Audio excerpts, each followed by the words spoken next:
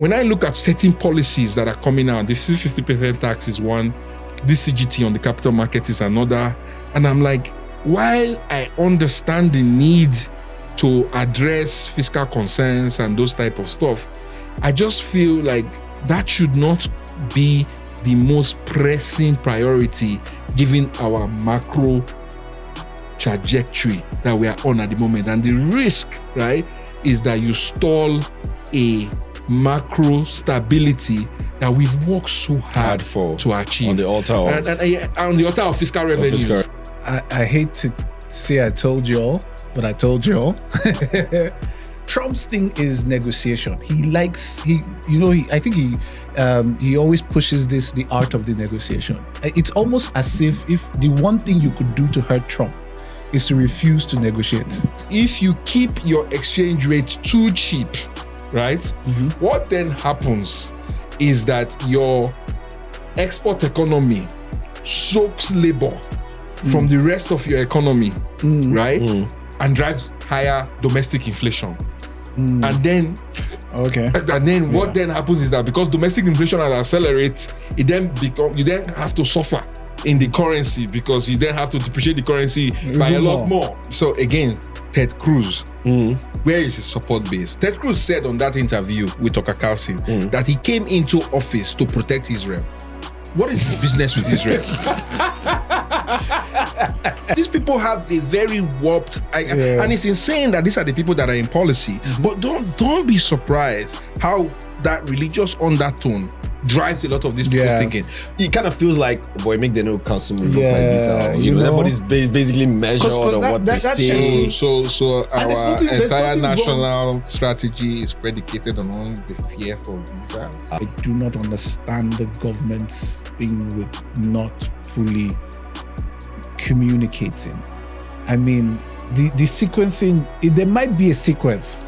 We have a coordinating minister of the economy. There might be a sequence. I think this is what a coordinating minister of the economy should be doing, right? Because there's a lot of little things that just happen. I'm like, guys, I mean, you've done such a fantastic job. Don't ruin it. Like, it gives me heart palpitation because I'm like, I've seen in my life in emerging markets, I have seen reforms that have gone halfway and have not been completed.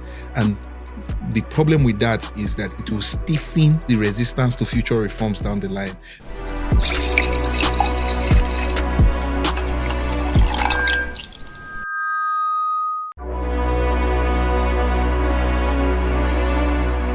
Hello everyone, welcome to Drinks and Mics, brought to you by Naira. My name is Ugodre and I'm back. I'm back where I belong. Don't mind these guys, am I right? I'm back.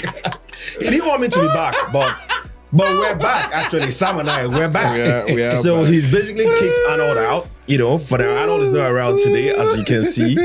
But jokes apart. First show Arnold is not in with us. Yes, this is the first time. First ever podcast. It must be hurting him. Yeah. I kind of thought this was like the anniversary of Drinks and Mics. Is it? It should be. Is it? I can't remember anyway, but you guys tell us. This is the anniversary of Drinks and Mics. Maybe. And this is the very first time Arnold can't make this show for personal reasons, but Arnold's going to be back next week, promise you guys. It has been a very frenzied week, if I can use that word. A lot of stuff happened during the week, and we're here to break it all down. And of course, the Oracle, as you guys like to call Sam. Sam, they're calling you the Oracle now. I beg, put me down. Sam is here. You're only as good as your last trade. Anyway, as you know, every first Mondays of the month, Sam is always First Fridays of the month. Sam is always here on Drinks and Mics. I have missed you guys terribly, and I mean, as much as I would just swallow my pride and say that Tunji did a very good job while I was away. Studying the I can't believe it. Can you see my mouth is not closed? He was trying to take my job from me, but it was quite he wanted to do it. He basically wanted to take my job from me. You noticed it too, Abisa. My God. It was going on and on and on and on. He was even the one bringing out the drinks, blessing the drinks. Guys, come on. I don't know. But it's great to have you back. Sam, it's good to see you too. It better be good to see us. Better be good. It's good. Anyway, I visited the land of Trump, where Tunji really loves, going on and on and on about. And last week, or during the week, I guess Trump was in the news. Sam, it kind of started with this tirade around, China with that their rare earth threat, and then Trump coming back and slamming massive tariffs, and then Taco kind of like came in again and kind of rolled back, and it came back on again, and then it was as if China was doubling down. It's as if maybe they were setting the stage for that meeting that eventually had at the sidelines of was it the ASEAN summit or something. And appears we have a framework of a deal. What? Do we?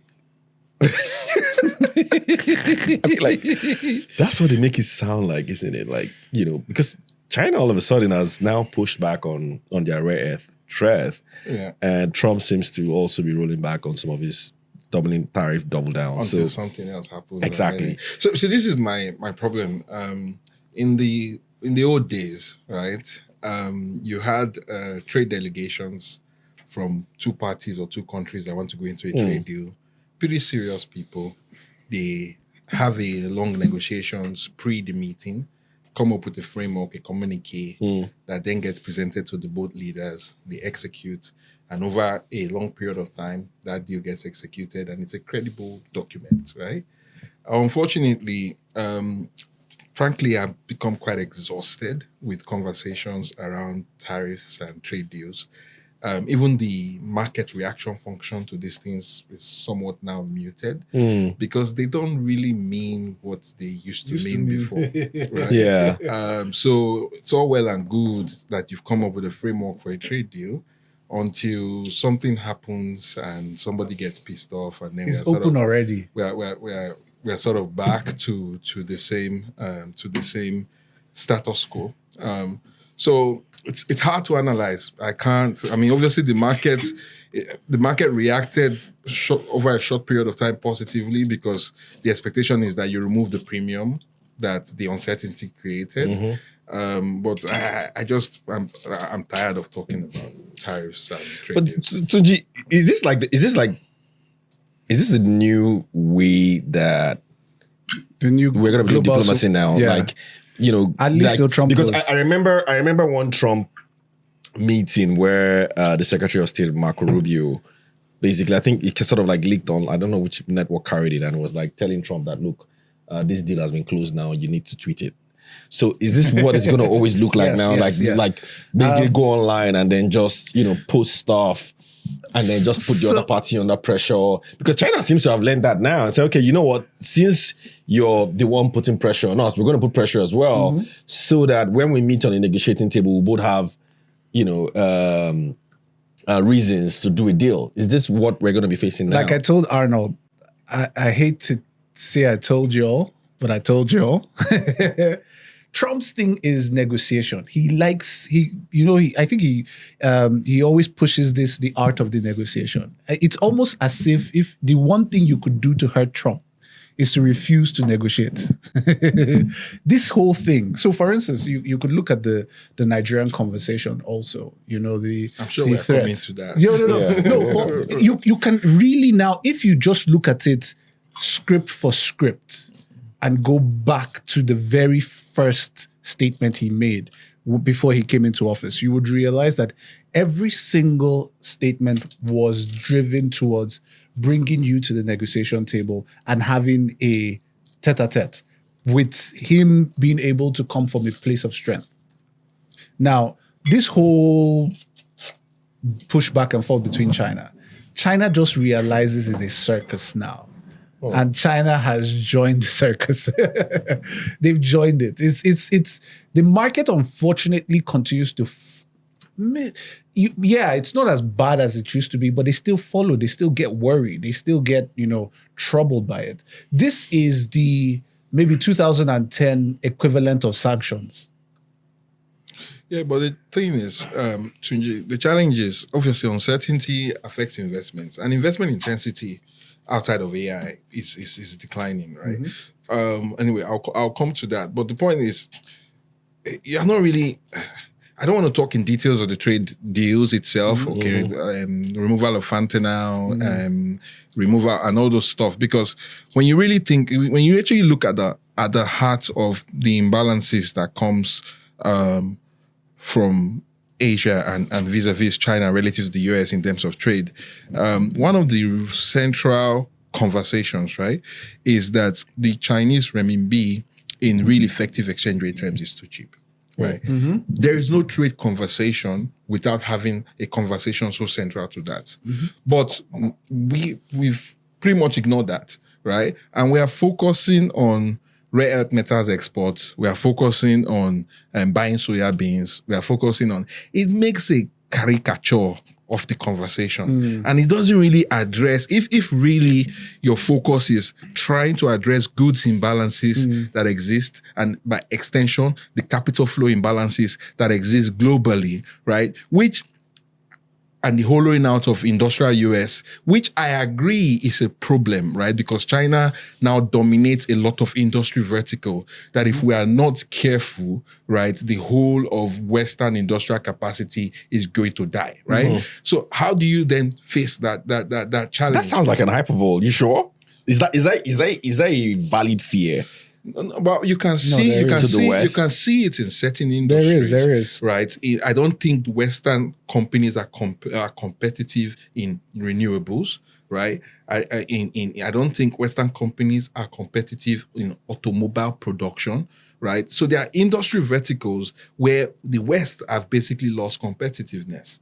Right. If the West opens up its markets, it will get flooded out, flat out, with Chinese goods, and basically de facto export jobs from the West, and obviously with the attendant political consequences of that to China. So at a high level, right, the concerns with Trump is not invalid, right? The executions of those concerns is childlike, quite frankly. Yeah.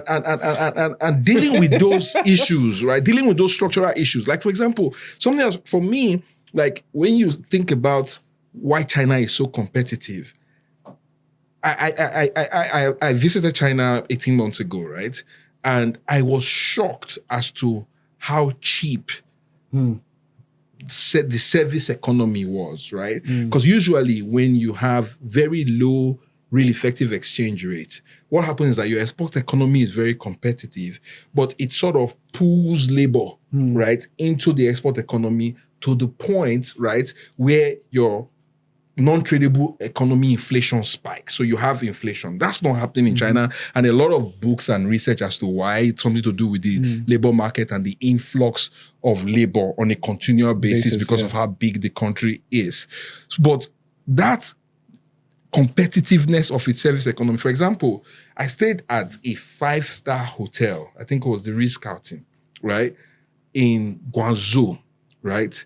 And I think we paid about $120 a night. Wow.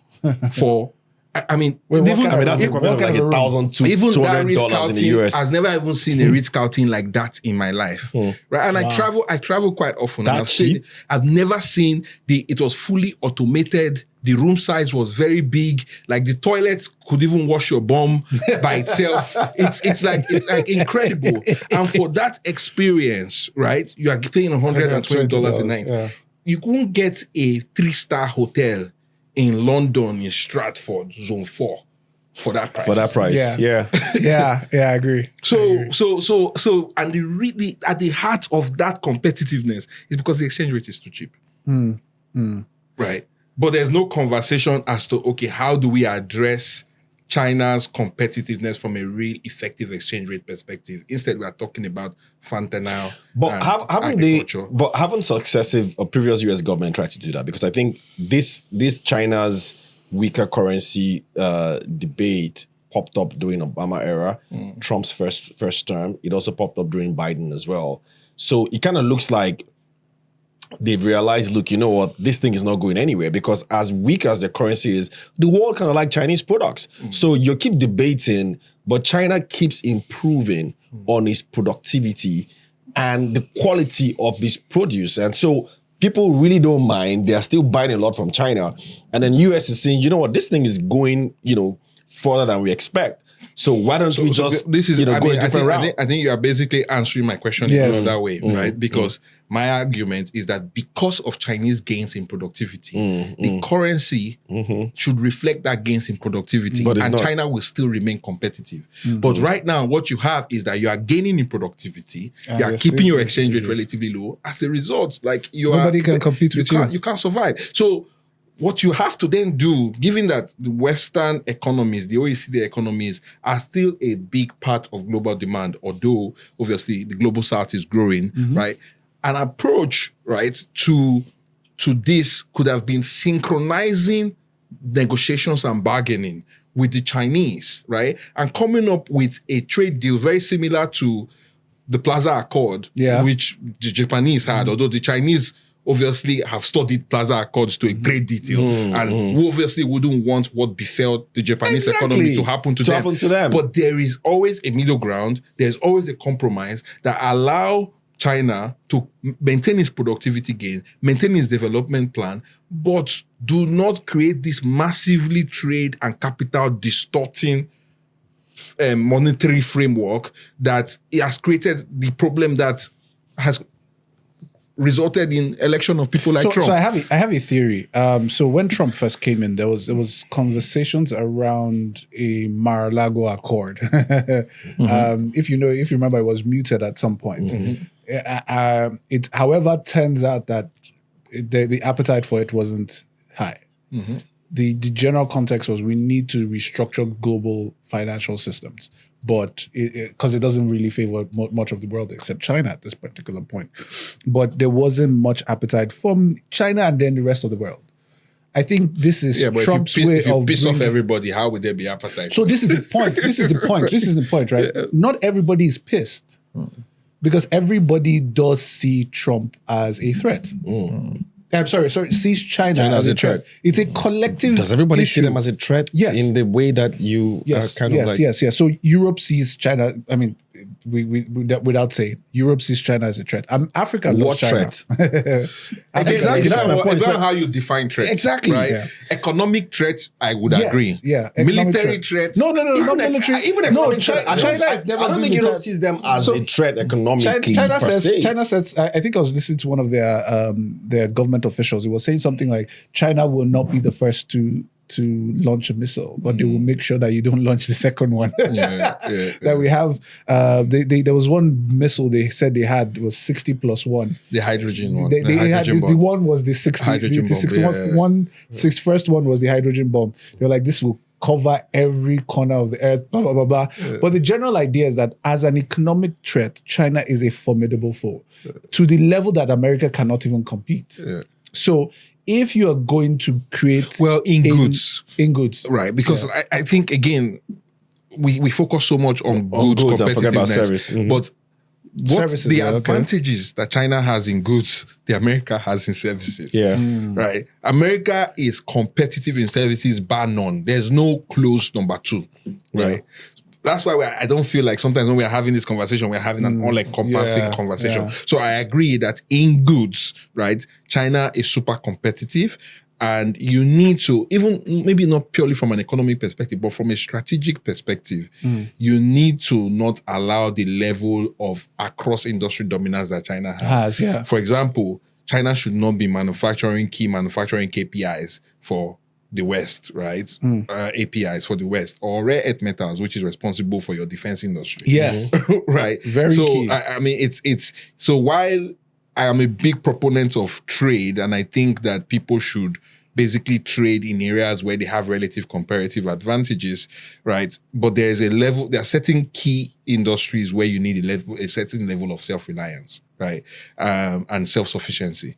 And I think the world is beginning to realize that. And I think that is why everyone is looking at China and saying, you know what, number one, we need to ensure we are self-sufficient in key industries.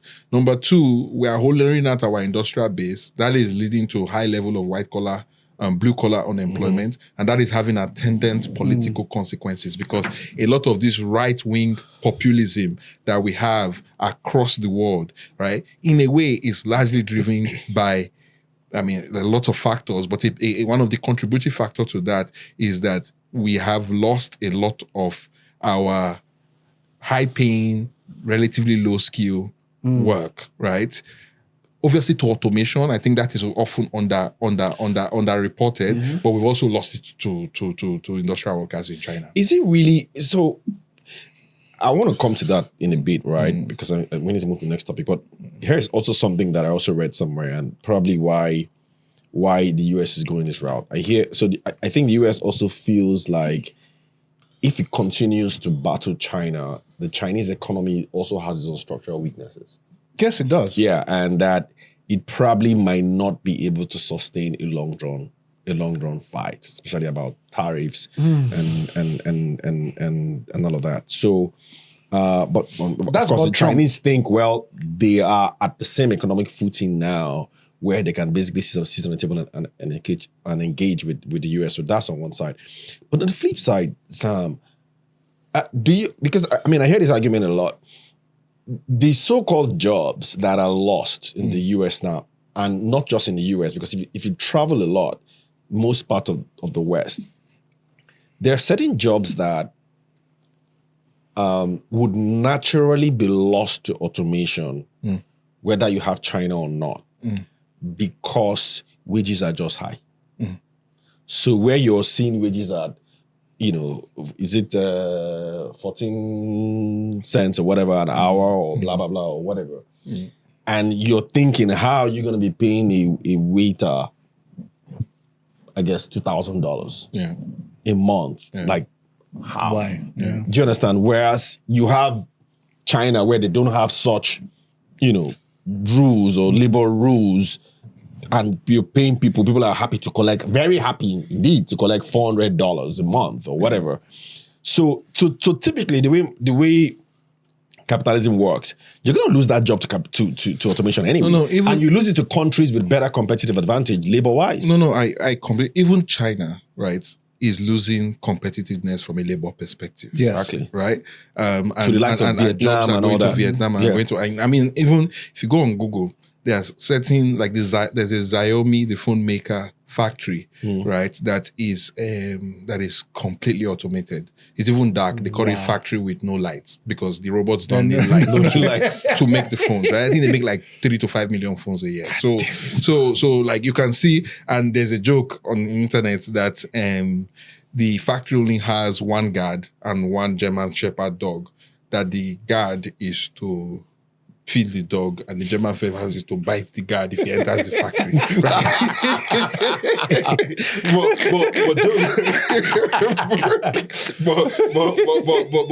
But jokes aside, so and this is one of the folly of a lot of Trump policy around reshoring manufacturing jobs, right? They are setting, especially with the advent of AI as well, they are setting base level manufacturing jobs that will either be lost to lower income jurisdiction or completely lost to automation, right? If the value computation is such that it makes sense for people to do that. So a lot of these jobs that Trump talked about is never going to come back. I don't see US workers making Nike shoes for export to emerging markets, right? So if we could find a cross between Trump's take you on nature and somebody who had a more structural understanding of how the economy should profit, somebody that understood because Trump's main thing is he's trying, which is what I thought Scott Bassett was, but he's become a president. He's trying to bring manufacturing jobs back, but it will be far better if they double down on their service industry and just make them just reinforce that area. So basically, the US is going the way of the UK, because that's what happened to the UK. They just lost manufacturing edge and then double down on services. You can't lose manufacturing totally. You kind of have to decide. Edge, you can't. And this is the challenge when you lose manufacturing jobs, because obviously with manufacturing, you get better by doing. You become innovative by doing. So oftentimes they're like, oh, let me export the low value stuff and then keep the high value stuff. But the truth is that the concept of high value comes from what you learn in the shop on the factory floor and how better to do things. So, and this is what China has done an excellent job in, right? And also, it also helps. China is flooding in terms of human capital. China is just on a different level. If you go back 2 decades, right? For example, China was graduating around 300,000 students a year. Today, China is graduating 12 million students a year. Most of them are STEM and engineering students. So, I mean, you compete with that. You compete, and when you juxtapose against what is happening in the West, the STEM and engineering departments of Western universities dominated by Indians and Chinese anyway. and Nigerians too. And then the British or the Americans are busy studying arts and worrying about wokeness and those kind of stuff. So it's a tall order in terms of infrastructure. I've heard the American leadership talk about the fact that they are losing engineering jobs and they do not have enough engineering students, STEM students. The general context is the way. I hear them complain about it the way in Nigeria will complain about the fact that we do not have enough students pouring out from our universities to be able to take on engineering, take on STEM and things like that. Which is why immigration is such a big issue. Anyway, by the way, guys, let's just read out some of the issues last week. What we had was Trump 50% rule. That's cancelled now. 57% tariff on Chinese imports. That's been dropped to 47%. Power research. I'm sure semiconductor export restriction stays. Port fees cancelled. And then on the Chinese side as well, there are 3% tariffs on US imports remains. Restriction on rare earths cancelled. Soybeans embargo cancelled as well. Port fees cancelled. So it's almost basically a grandstanding of some sort. No, but you know what I like about the Chinese? And this is one of the things that I possibly did not see them from. They have become extremely businesslike. So everything now it's about. Have always been business. No, they've been. I think I've always seen them from the perspective of building their economy, whatever it takes. But right now it's almost they don't care really about your ego. Are you ready to do business? Let's do it. So, for instance, the embargo on rare earth metals, for instance, the thought for them is we could actually stop you from getting it, but we need to sell it. So they are more pragmatic. They've always been. been. I think they're more prepared for Trump 2.0. Remember last time around when Trump was talking about tariffs, the Chinese panicked, right? And obviously they couldn't grandstand to this extent. If you actually because if you actually look at the proportion of goods trade in China's total trade surplus, right? The US is about 15%. And then if you add on all the round tripping, because there are other Chinese related goods that originate in China, ends up in transshipped in Vietnam and end up, maybe you probably double that or maybe increase that by 50%. So the size of total China's trade surplus, the size of China's, the size of the trade surplus that US is responsible for, it's gone down, right? So that's one thing that I think a lot of people don't realize. The second point is China also then figured out, right, that it needed to be self-reliant, especially post the semiconductor ban that was initially initiated by Trump and then obviously then stayed by Biden, right? And then realized that, this idea of globalization and not being self-sufficient just doesn't work.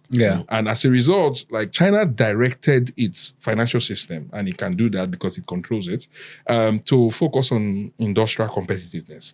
And if you look, right, China reoriented its capital deployment away from real estate and construction into industry. So when people were talking about, while there's a recession in China's real estate industry, there's a boom. There's a boom in industrial China, yeah. Right. So and that has been done to ensure that in key technologies that China is dominant and China has sufficient supply chain cover across the board. So it has gone into Trump 2.0 more prepared. And as a result, it can afford to grandstand, which is what the US is realizing, and why the US is realizing that, you know what, it cannot just bully the way it thought it was going to be able to do that. I think that initial stalemate in Liberation Day probably shocked even Trump. Yeah. So, all right, guys, we need to move. No, please, I just wanted to quickly share this. So for Nigerians, please, I would like you to go and just Google China's 5-year plan. So I think they're on the 15th one now. It's basically a national agenda that they follow through on. So every 5 years, they focus on one thing or a group of things and ensure that they finish with those things in that 5-year It's period. incredible how they execute. As in, the execution is amazing. I mean, so if you think about it, especially as a Nigeria that has grand ideas of having a $1 trillion economy, that is something we could borrow from. You know, whether the president comes or the president goes, this is the 5-year plan. This is the things we're going to do come hell or high water. Anyway, let's always remember China has a president for life. Let's move on. Talking about Nigeria, something that kind of like also observed and still on this same sort of topic, but I want to double down on this wage issue. And I think there was a post I saw on Nairametrics a couple of weeks ago while I was out, and it was about whether if you earn 1.5 million in Nigeria versus whether you earn the equivalent in, let's say, the US or the UK, $1,000 or £1,000. Let's even call it £1,000, right? Who is basically, you know, like who can survive? Can you survive on $1,000 in a month in the US versus 1.5 million here in Nigeria? I mean, I think economics have answered this question. It's a simple purchasing power parity conversation, right?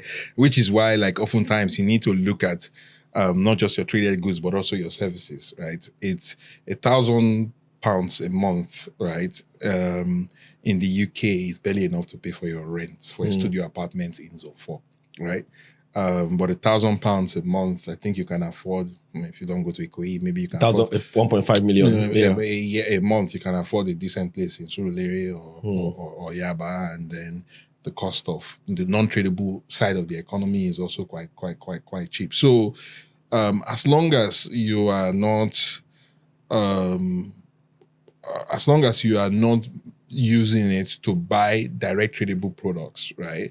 And most people don't consume direct tradable products, right? Exactly. When you say direct tradable products, what do you mean? So, for example, right, education is non-tradable product unless I'm sending my kids abroad, right? So I'm paying for school fees. A haircut is non-tradable product. Going to the hospital and seeing a doctor is not tradable product. I can't. So because of that, the pricing doesn't converge with global standards. But let's give an example. Right? So you take a maybe a 4 mile Uber ride abroad. You're probably paying £60 or $80. Yes, maybe depending on the time. But in Nigeria, you're probably paying $10 max. Are you not paying for the petrol? Same thing.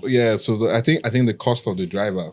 Think about the lifestyle that the driver has in the UK versus so that takes me to this point. So aren't we losing a massive opportunity by labor wise? So we have relatively very cheap labor. Our exchange rate is now very competitive. We had someone here the last time telling us that she would actually prefer that, you know, the exchange rate even gets weaker because since she started exporting, and that's AFI, she has seen her exports more competitive and she's earning a lot better. So with the sort of cheap labor we have here, aren't we at the cusp of that China moment when we really should be thinking about industrializing? Sorry, do you want to take it first before I? No, I think so. Nothing in itself is inherently bad or inherently good. It is the nuance or the context to which you do it in. So China, for instance, so the conversation right now is about the fact that China's currency is weak or cheap, right? We're all beating them for why you making your currency at one point. Why are you making your currency cheap, right? The issue with Nigeria is that we want to make our currency expensive. We are determined to make our currency expensive. Because at least we don't have exports. The Nigerian on the street wants to make the Nigerian. So that's the thing, right? We don't have export. Our elites have made our economic conversation and development to be about the exchange rate. Exactly. It shouldn't be that. It shouldn't be. Because you tend to realize that perhaps maybe it's just something that we seem to be overemphasizing on. Like, there's really no need to have an exchange rate conversation. So it's not at some level.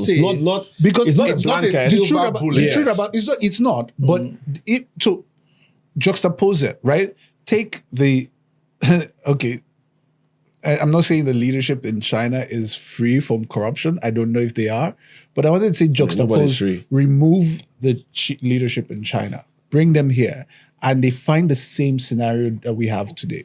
The first, I can bet that one of the advantages or one of the first silver linings they would see is the currency. So okay, let me just say a few things, right? I'm a big advocate of competitive exchange rates in really effective exchange rate terms, right? And what do I mean by that? I don't care about the nominal exchange rate. I care about, is my exchange rate getting cheaper or more expensive relative to my trade partners? Which is why if I am to discuss and formulate policy around exchange rate strategy, is really, we should target a really effective exchange rate to just ensure that our exchange rate depreciates.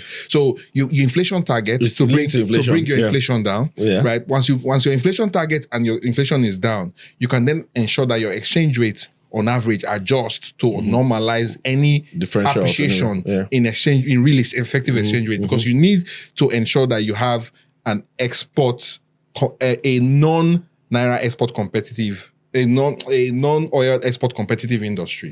And I've said this here multiple times. If you really are thinking about structural fixes to our persistent balance of payment problem as a country, you need to ensure that we have a high level of non-oil exports. Yes. Right? Because those are exports that are priced in Naira, and people will need to sell dollars and buy Naira in order for them to be able to buy it, right? So you need to ensure that you keep, and one of the two kits, in addition to all the supply side factors, infrastructure, ease of doing business and all those things, is obviously to ensure that your exchange rate is competitive. Yes. However, it's not a silver bullet, right? In the sense that it's a trade-off, right? If you keep your exchange rate too cheap, right? What then happens is that your export economy soaks labor from the rest of your economy, right? And drives higher domestic inflation. And then, what then happens is that because domestic inflation accelerates, you then have to suffer in the currency, because you then have to depreciate the currency by a lot more to stay competitive. And then that creates a feed-forward effect. Cycle, China has been able to deal with this problem, right? Largely because it has a huge reservoir of labor. And China controlled, right, to a large extent, the inflow of that labor into the export economy. I mean, there were even periods in China where in order for you to move from rural areas to urban areas, you needed permission. So, otherwise, you don't get social benefits, you don't get access to healthcare. So you needed to apply that, I'm moving from where I am from Dalaman to Beijing to go and work in a factory. So what happened is that despite keeping a very competitive, really effective exchange rate, that effect of transmission into inflation driving wages in your service economy was just basically, so that labor flow was just keeping a dampener on wage growth.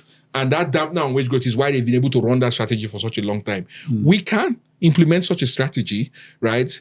But we need to be conscious around, number one, right, our export economy and how to ensure, right, that we are able, and we also have the deep unemployment rates that we can also use to keep our inflation anchored, right? It's just that I don't think we have the institutional integrity to properly manage that flow of labor from rural community into urban community, and so we have a lot of work to do. But to your point, right?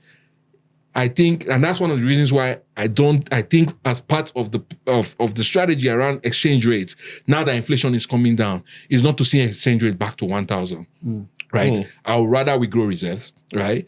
And we basically recycle that dollar inflow and basically buy dollars, right? And deal with some of the monetary implications of that, as opposed to allowing the exchange rate to appreciate too fast, and then you just lose that competitiveness. But Sam, I was just going to gloat now that, I mean, it appears you and I were right all along, because Tunji and Anna were wrong on the exchange rate, but now it seems like you're...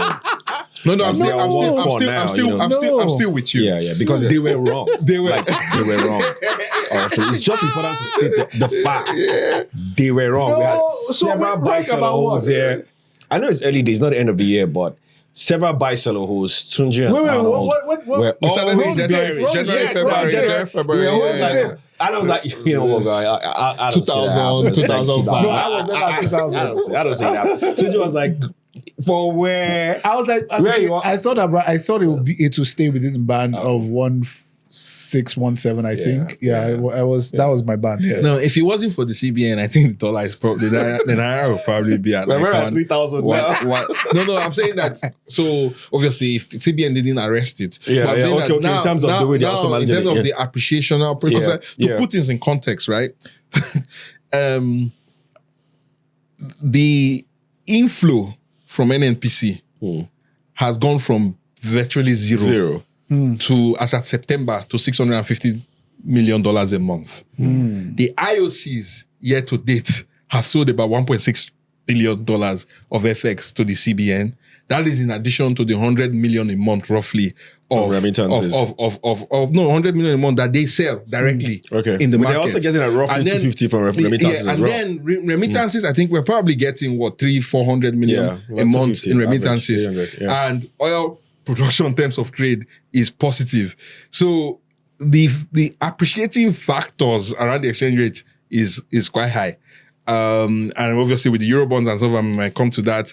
I think there's nothing stopping Naira to get into 1.3. Please, you guys just ask Tunji whether he's still buying at 1.7, because I have to sell to him at 1.7. No, I have dollars to sell to you at 1.7. CBS said we should have said dollars. Anyway, guys, jokes apart. Still on this subject of US Nigeria. Let's segue into the most recent discussion. Maybe I want to come to you first, Tunji. All of a sudden, we just woke up and we saw Trump just remembered Nigeria. We're like, what? What did we do? I saw it. I'm like, Jesus Christ, where did that come from? And I don't know. Maybe let me start with this. What were your first impressions when you saw that tweet?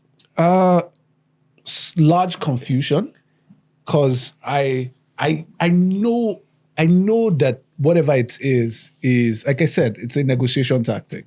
So my immediate question was, who is driving this? I don't think it's Trump. I don't think he's paying enough attention to us to be that concerned. Then, middle of the day, I saw a video from Ted Cruz. You know, he was walking. Ted Cruz actually started this week. No, so he was walking, and then he was saying, you know, that he was really passionate about it. That save Christians. Christians are dying in Nigeria, and this is the single biggest,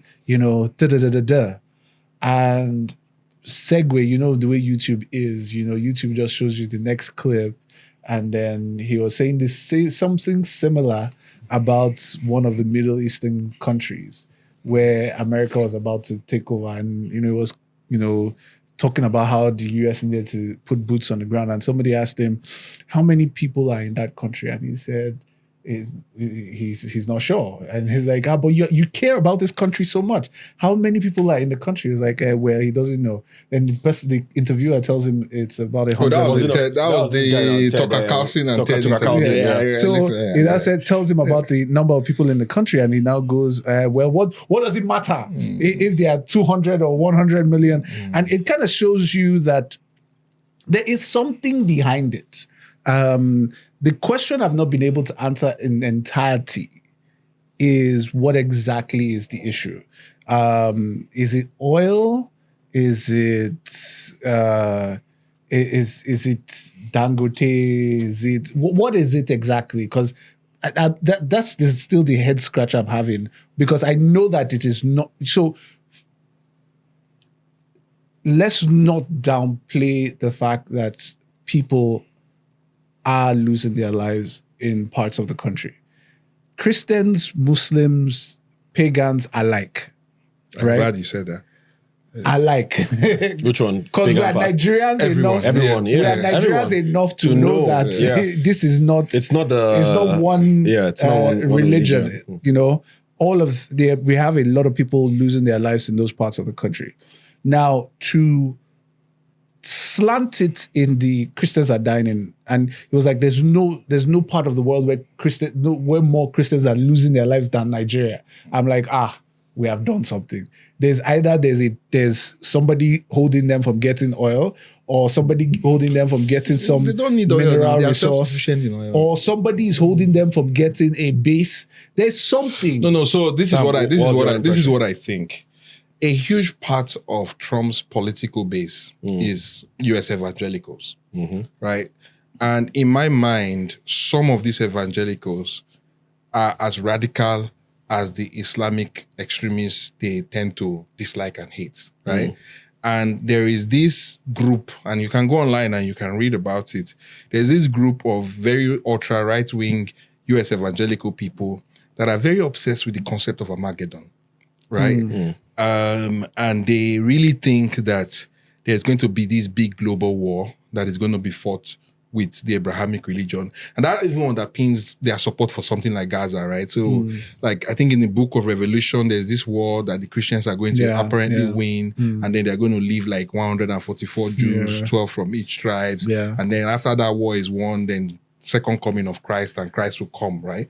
So there are people that really believe in this extreme views, and people that are comfortable. If this world goes up in nuclear smoke, they will be happy and they'll be celebrating that Jesus Christ is coming. There's that people. Every religion has that side of those type of extremists. The only challenge is that most of these extremists never really get close to power, right? A huge part of Trump's support, and that's why people call Trump the new David, right? He's not perfect, but he loves God and he's going to do God's bidding, right? And I think what this was basically a dog whistle to that base, to say, you know what, I care about Christians. I care about... But Sam, that sounds simplistic though. You sure? Because I always apply Occam's razor to my analysis. The most simplest explanation is usually the right one.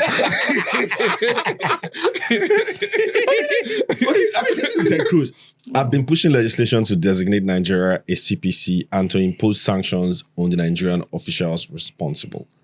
So legislation to designate Nigeria a CPC. Thank you for President Trump. Thank you to President Trump for his leadership in imposing the designation, and more broadly for fighting to stop the murder of Christians in Nigeria. Now we should take the next step and hold Nigerian officials accountable. I intend to be very explicit about who they are in the coming days and weeks. Now, I go on again. This is now Hexat. The killing of innocent Christians in Nigeria and anywhere must end immediately. The Department of War is preparing for action. Either the Nigerian government protects Christians, or we kill the Islamic terrorists who are committing this horrible action. So guys, so it's either this is just the new way of just yarning, just ranting online. It's not ranting. Or because if you read these things, there are a lot of actionable words here. I'm not disputing that there. So again, Ted Cruz, where is his support base? Ted Cruz said on that interview with Tucker Carlson that he came into office to protect Israel. What is his business with Israel? Right? Basically, that's what he said. So these people have the very warped, and it's insane that these are the people that are in policy. But don't be surprised how that religious undertone drives a lot of these people's thinking. But let's not downplay the insecurity situation in Nigeria. Of course, you can't downplay that. And the fact, right, that two things. One is, I think the government needs to do a lot more than it's currently doing with insecurity. And two is, why the hell does Nigeria not have an ambassador to the US? Almost how many months since this new administration came in? So like so is that where we missed it then? Because that's what I'm saying. That's why I initially said maybe this was a simplistic response, because it kind of appears that like okay, so here's my own view, right? One was that I thought maybe on the diplomatic front, I think we've sort of not taken the US seriously.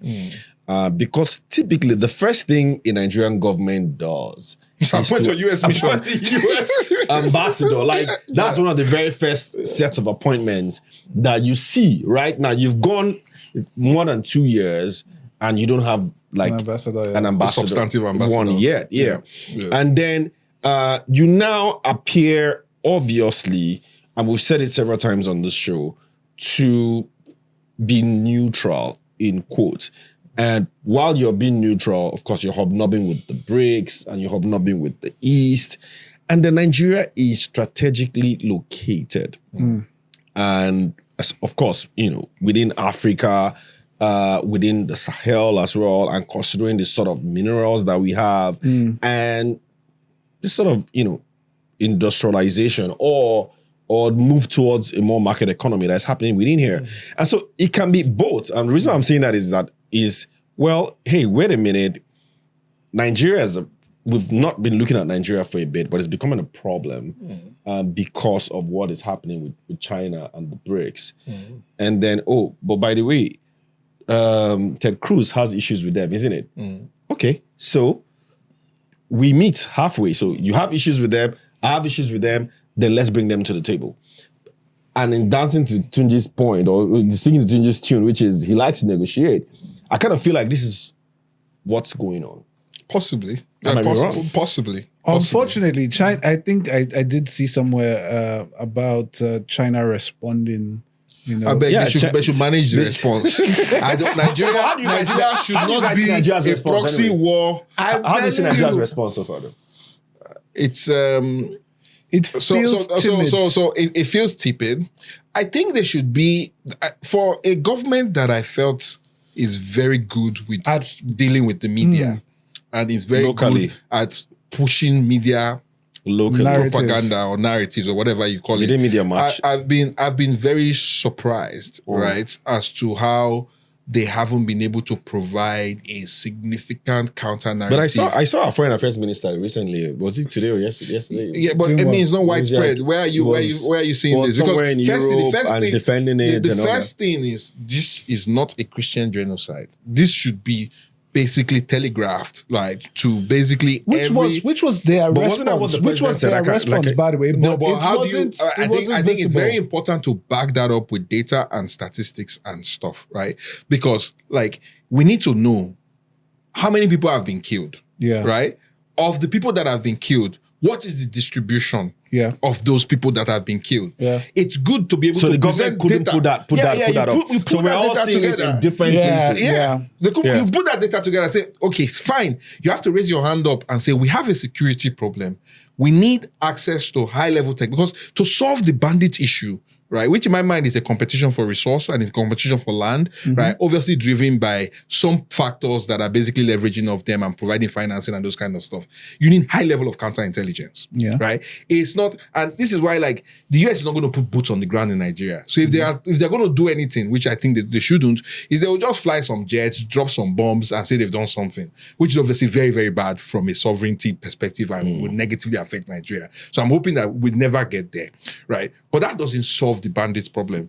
To really solve the bandits problem, you need high level of counterintelligence tools. That's the only way you can trace the money. That's the only way you can trace the communication. That's the only way you can finally put this bandit issue to bed.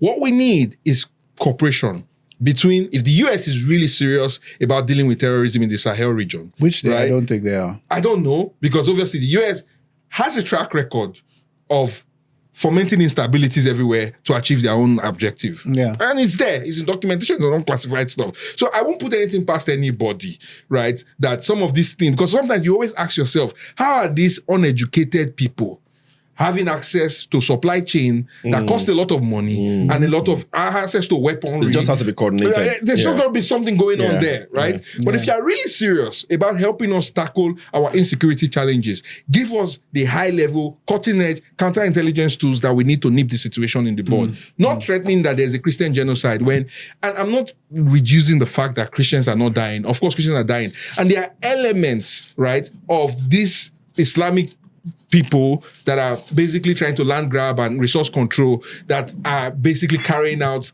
killings against Christians.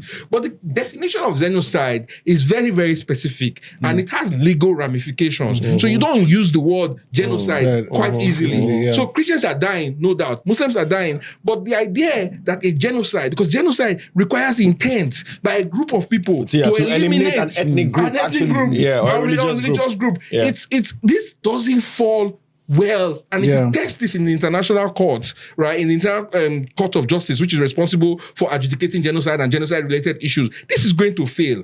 So threatening an airstrike for something that is legally porous, honestly, the only reason why Nigeria has to take a very tepid view towards this because it's the United States, and you have to acknowledge the power asymmetry that exists between both countries. But quite frankly, let's be honest, it's US has a right to provide opinions around what is going on around the world, but this is direct affront to the sovereignty of a country. It's just that we are so weak, right? That we just can't. That we just take it. We just Have you noticed that less and less we've had government have firm responses on? I don't want to say international media is always the best, or even local media, by the way, but just less and less responses from the government in interviews. And I'm not saying statements. We have statements, we have signed statements, we have all those things. They are fantastic. But there was a time when we regularly had, I still remember interviews where we had good luck on, responding to issues like this. I remember the whole Bring Back Our Girls campaign conversation. We had Buhari a little, but that has just fizzled out completely, where you have government, because this kind of a issue, right? The next day, CNN had it, BBC was carrying it, all the other TV stations were carrying it. I didn't see in any of those responses a Nigerian official be on those shows. Which I felt, are you saying we probably didn't, we haven't handled our response as well as the South Africans did? No, we haven't. Well, I think it's still an ongoing thing. So it's but the initial response for me was quite lukewarm. But what does this all mean economically, guys? Well, it doesn't mean anything yet because Trump is Trump. It doesn't mean anything yet. Because he hasn't said he's going to impose any tariff on us, apart from maybe invading. And he's just said it. So the thing is, Trump always chickens out. That could trade, right? So if the expectation is that, like Tunji said, it's a negotiation ploy. He might be looking for something. I think a bunch of people are probably going to turn up at the White House. They will give them a dressing down. It was similar to what happened to Cyril Ramaphosa. And then they can then come up with some sort of plan, right? And then you go there and tell him how important he is, tell him you give him a golf course in Plateau State or something like that. Yeah, name it after him. So there has to be a strategy on how you engage, right? Obviously, the US is still the most powerful military in the world. You don't want to be too confrontational. You need to be a bit more measured. But like I think, Tunji, you're right. And I think, Ugodre, you're right. I really think the media strategy, especially the outward media strategy, has to be a lot sharper. The response time, I think our foreign minister should be. I think it's a lot of timidity, like Tunji said. I think everybody's just it kind of feels like, boy, make the no council revoke my visa. Everybody's basically measured on what they say. So our entire national strategy is predicated on the fear for visas. So and every let me even say this. Let me say this, right? Let me say I this. live in a different planet, sorry. No, I need to say this. I need to address it. I don't want to say something that will get me. It's like you don't know how important US visa is. But I need to say something. It's really important, right? It's really important that Nigeria responds firmly, not just because we need to dispel the fact that it is just when you label the killings that are happening in parts of Nigeria, you label it as Christians, you kind of diminish and almost rubbish the real situation happening. People are losing their lives, and it's a major issue. Entire communities are being ransacked. Yeah. You find stretches and stretches of land that Especially people have had belt. to abandon because, insecurity and all those kind of things. Now, does Nigeria need help in solving these issues? Yes. Sometimes I feel maybe we should be able to handle it ourselves, but we've not been able to handle it for maybe over only 10 over years. a decade, right? This So is like we need help. President Buhari now, isn't it? It's a critical issue. Around Jonathan period. Yes, now. no. Yeah, it's a critical Since issue Libya, basically. that really needs solving. Now, this is where a firm response is required, right? The firm response is not to dispel, it's just Christians. It's a firm response of, we agree that there are killings happening. We need help on solving those issues. We need so look at Could have been the sort of but response they're looking those for. We need help. conversations needed to come through diplomatic channel. I mean, Trump didn't do well. they outed With the them way already. he just came and just complained. But if Trump has done that, Yeah. you then don't just sit back and accept the I think we are narrative. unanimous on Because that, the thing is, note that it is not only Nigerians that listen to him. There are people from all across the world that are surprised and thinking, oh my God, Christians are being killed in Nigeria? You know that kind Does of this have thing. impact on Dirty December though? No, there's the people that want to come. They want to come. Sam, do you think there's any? No, I don't. I don't think so. People that have already paid for their shotlets. All right, guys, I don't think let's so. move on. One of the things that also happened during the week was surprise to a lot of people. The president announced 15% import tariff on petrol, diesel, and his argument was this is in support of local refiners. According to him, 60% of refined petroleum products are imported. There could be potential 100 to 150 naira per liter rise if this, based on this. Why would it rise? For those who are importing. For those who are importing. That's the argument from the other side, right? It will. Yeah. If, and this is what I don't know, and we're trying to run the numbers, if the local existing capacity is not sufficient to meet demand, it's a commodity, so it trades at the margin. The cost of the commodity will likely rise. Yeah. Is the cost to supply the marginal product to fill the demand. So, for example, if you have 100 liters of demand and you can fill 90 liters at 50, let's say for the sake of argument, that's $50, right? But 10 liters at $100. Yeah, the way commodity pricing works 75. is that it will be $100. Yeah. It will be the price for everybody. Will be $100. Yeah. Right. So because it's a commodity, the commodity usually prices at the margin. So I think they have to be confident, right, that local existing capacity is such that it will cover demand. Otherwise, they will have to be prepared to see price Because from the data increase. we see 40% of refined products currently from Dangote. So there's a 60% that is still being imported. But No. Wait. Let's slow down. First of all, Dangote is not the only local refinery. It's not, but he's by far the biggest. Yes, it's by far the But biggest. he's also the only one that does PMS. Because PMS require catalytic converter, which most of the local refinery doesn't. Don't have it. What's your first impression, though, Tunji? Like, I've had a lot of people say that. Look, we don't want tariffs. I expected it to happen. I expected it. See, we need to be serious. Let's be serious. You want to grow local production, you have to follow a route. Right? It's simple.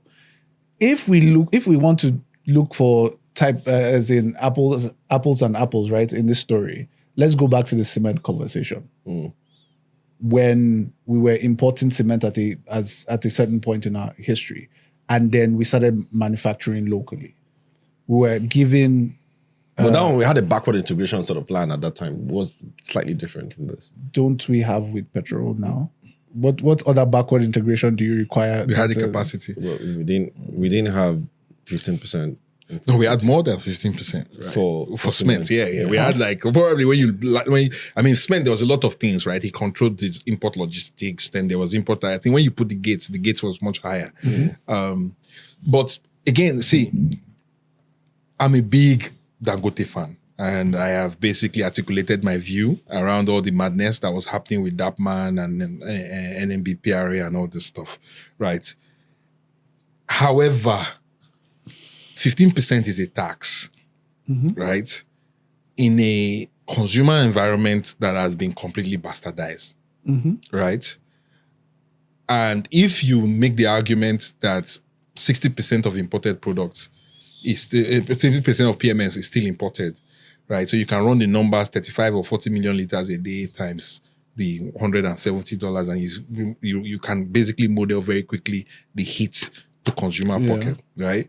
That's going to be in a point where the consumer confidence is being restored, right? I just feel like that hit at this point in time seems to be a bit too premature, too early.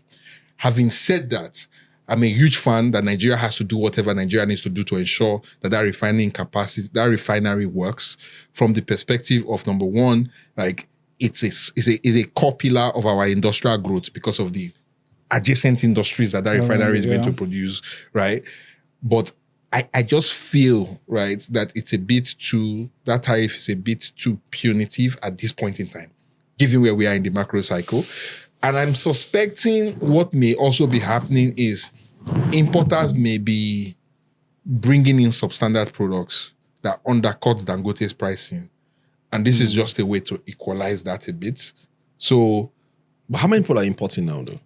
If the market is still 60% import, then still a lot of people are importing. NMPC is importing. So what else? I would have expected, if the quality is the problem, then NMDPRA should do its job to ensure that the quality specifications that come into the country is right and Dangote is competitive.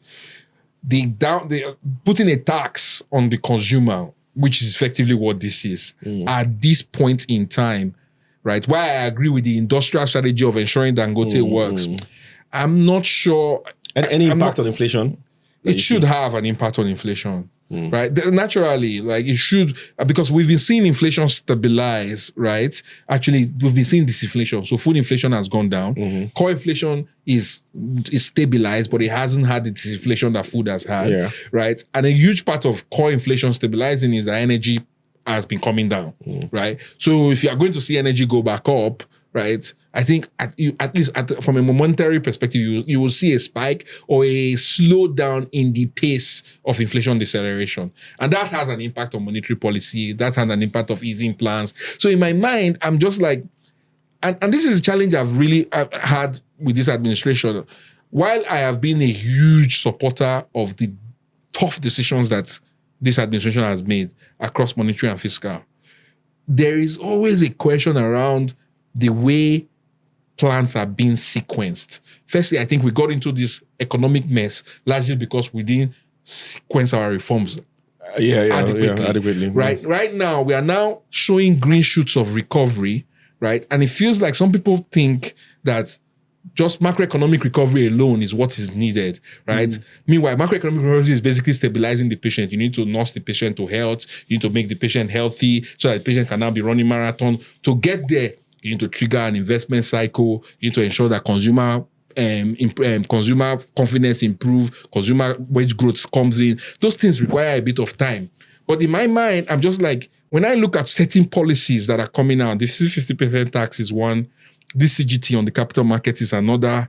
And I'm like, while I understand the need to address fiscal concerns and those type of stuff, I just feel like that should not be the most pressing priority given our macro trajectory that we are on at the moment. And the risk, right, is that you stall a macro stability that we've worked so hard to achieve. On the altar of... And on the altar of fiscal revenue. Right. And that's what But can you dislink them? Can you? Because, I mean, at the end of the day, a huge part of macros are divided into monetary and fiscal. So as your monetary side start to improve, fiscal has got to join. No, so again, So there's a part, so economy has been bastardized, right? We're in the macro recovery stage. As economic growth picks up, your fiscal revenues, right? Because obviously the non-oil part of fiscal revenues have been growing. So your fiscal revenues should also reflect that as well.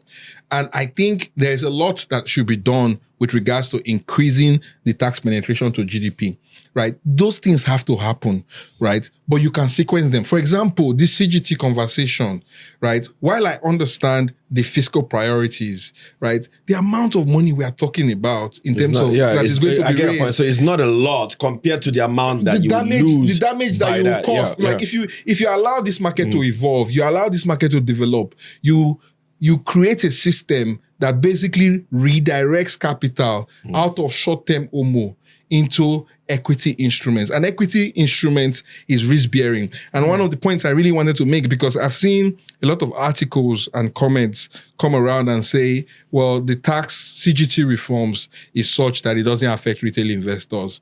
It only affects institutional investors and foreign investors. The truth is that those are the big aggregators of capital. Both your local, the local asset management industry in Nigeria is what 6 trillion. Most of that money is sitting in money markets and fixed income securities. As rates come down, cost of equity normalizes. There should be capital outflow out of these products going into equity assets. These are going to be intermediated by local asset managers.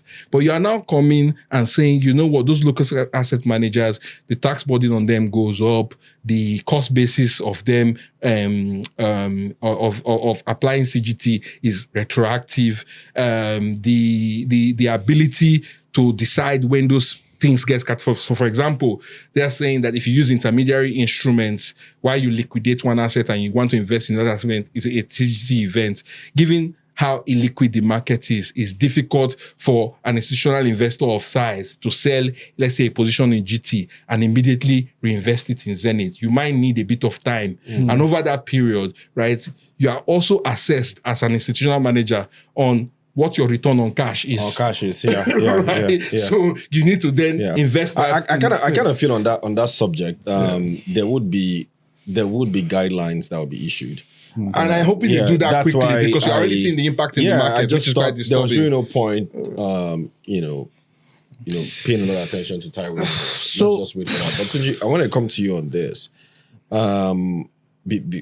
Time's right now. We still have a lot of stuff to talk about. But I just wanted your opinion on some of the commentary we've also been hearing from the likes of that man.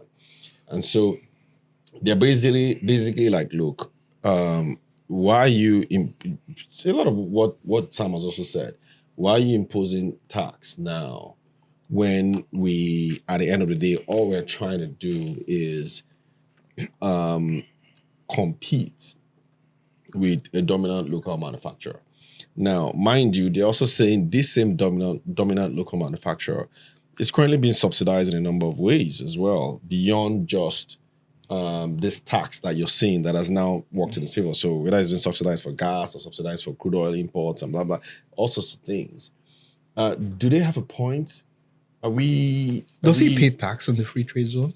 No, they also don't pay tax on the free trade zone as well. So I think... So is there a lot that perhaps maybe we're giving to Dangote on the altar of just trying to have manufacturing?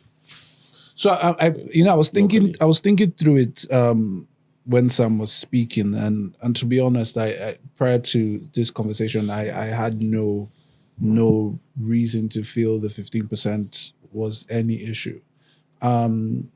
Sam's thoughts around it make a lot of sense. You want to be able to protect the recovery that we've had, especially from an inflationary basis. That said, I put that in mind very strongly. That said, I lived very actively through the cement revolution in Nigeria, where importers of cement went to war with Dangote with, stating that, we actually have it in here. Couple stories. There's a chapter in here, Cement Wars. This funny enough, this book is not on sale yet. You can only get it on Kindle, but it's right there. Go on. So I remember that those cement wars where local manufacturers were saying, it was an issue about, quality, the quality of the cement being produced, basically trying to rubbish the Dangote cement conversation. My thing is, I'm always big on the end goal. Net, you might say anything about that, how the cement evolution was created. I think I've saw one video of former President Olusegun Obasanjo talking about how he kickstarted that thing, and it was very weird to hear him say it. But net, Nigeria is now sufficient in terms of production. Yeah. We don't need to import anymore.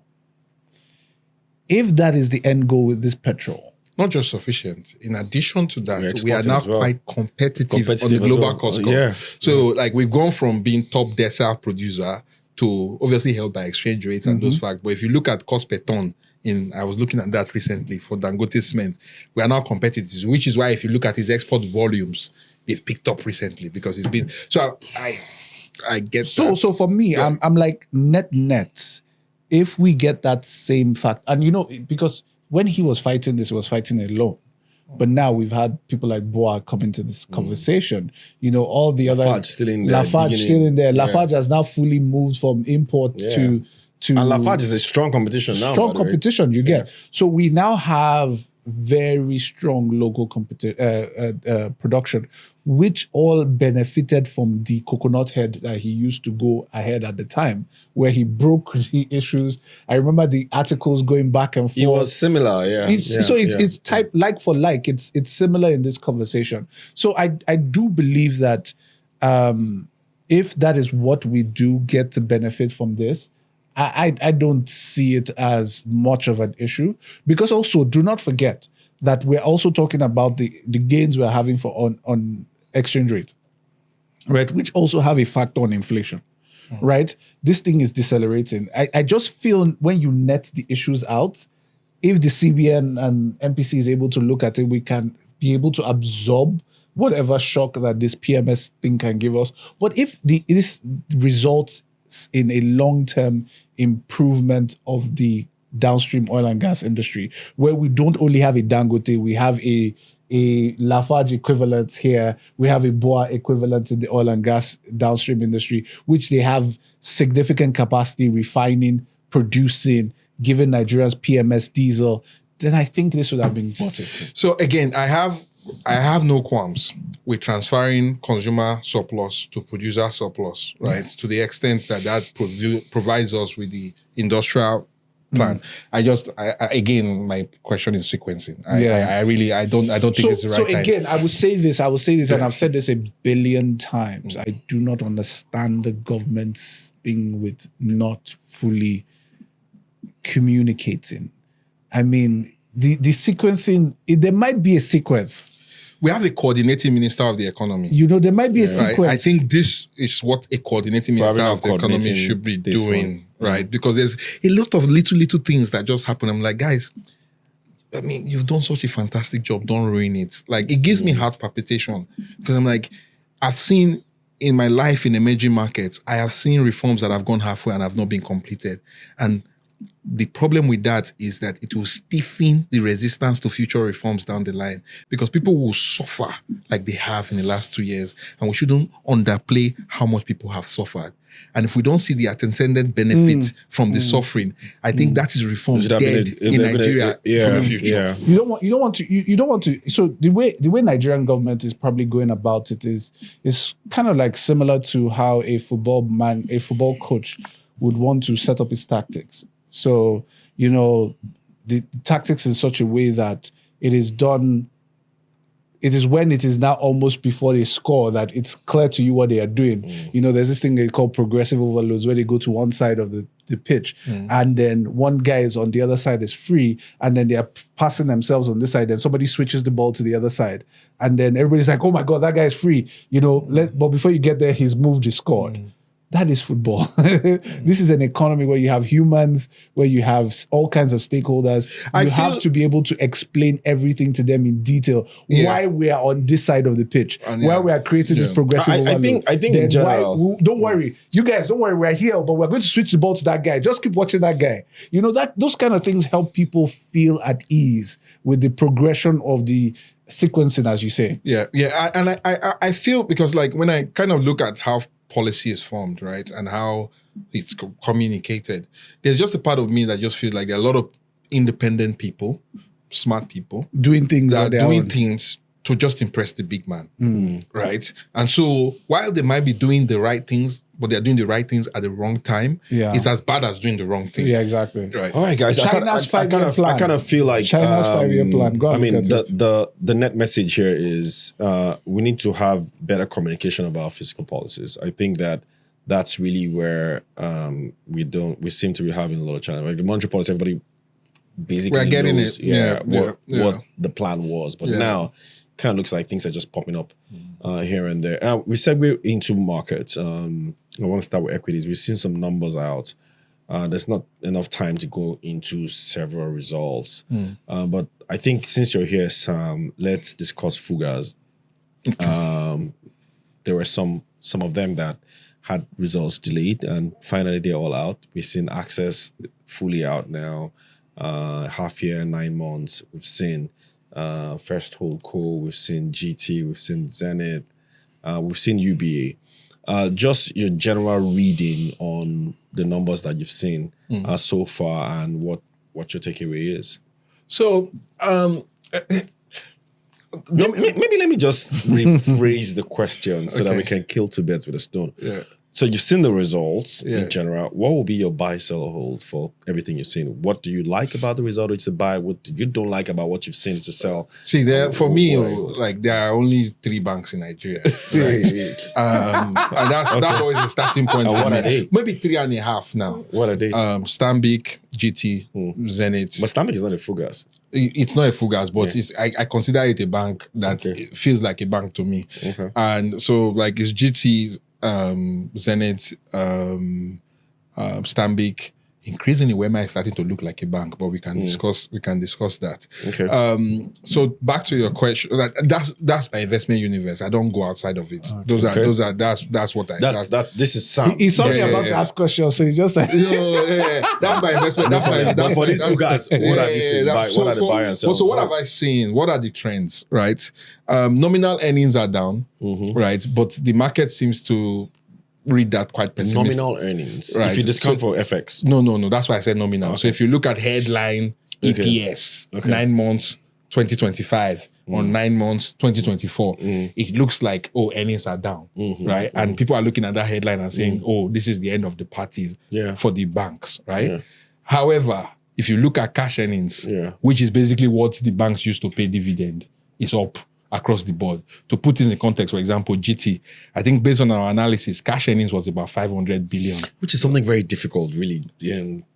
Like determining cash earnings for banks. You can't do it. How do you do that? I can give you a lecture, but this is that would be a long. To come for that lecture. Yeah. So I have a really good analysis because there's got to be a crazy model for that pieces this together, right? To derive. It's not 100% accurate, but usually when we speak to management and we ask them what their actual cash earnings is, it's usually quite close to what our model spits at, right? So I think if you look at GTCO, like nominal earnings was 550 billion all of last year. Already 9 months this year, they are tracking 900 billion, right? Nominal earnings or cash earnings? Cash earnings. But nominal earnings is down, but cash earnings is up almost 50%. Is that profit?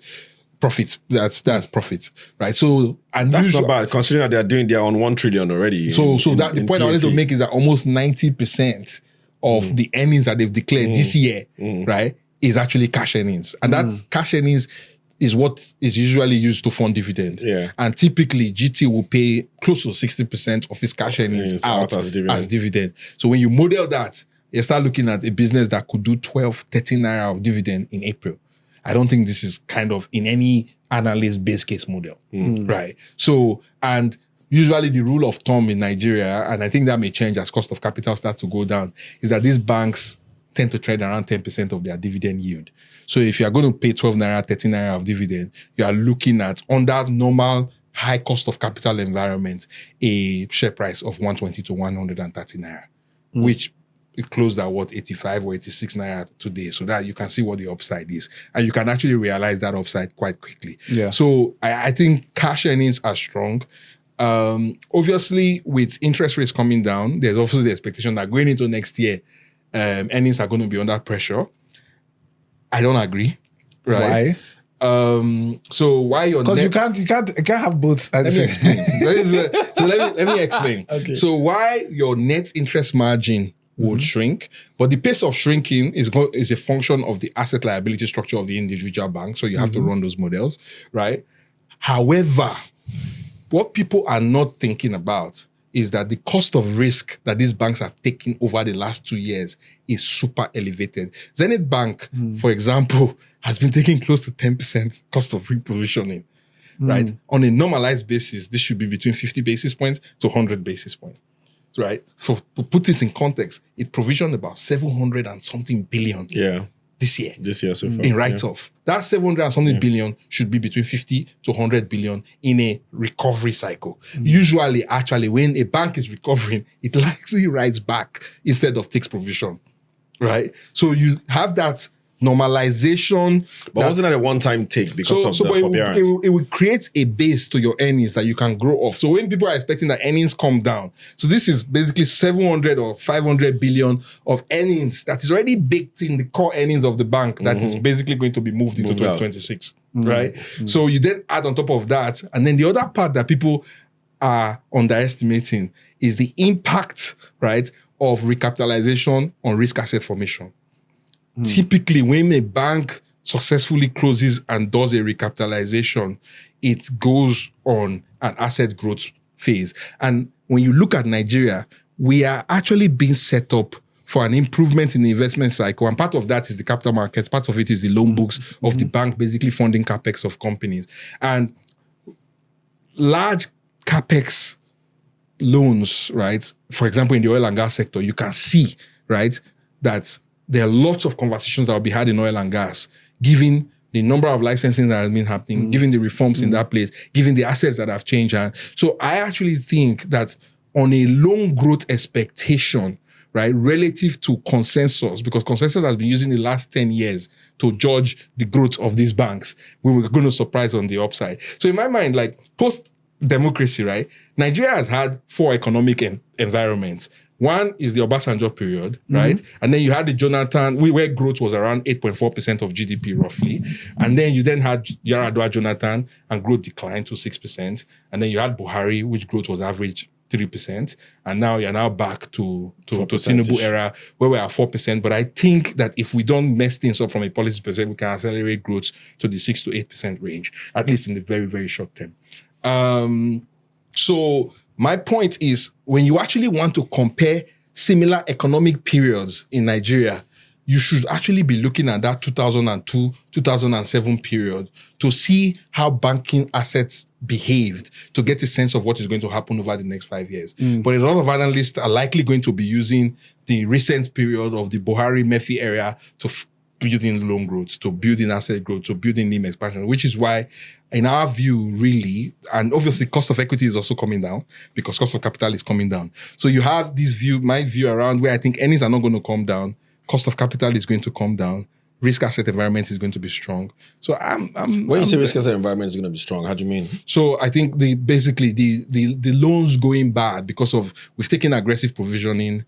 A lot of the banks, outside of a few of our friends, are outside forbearance.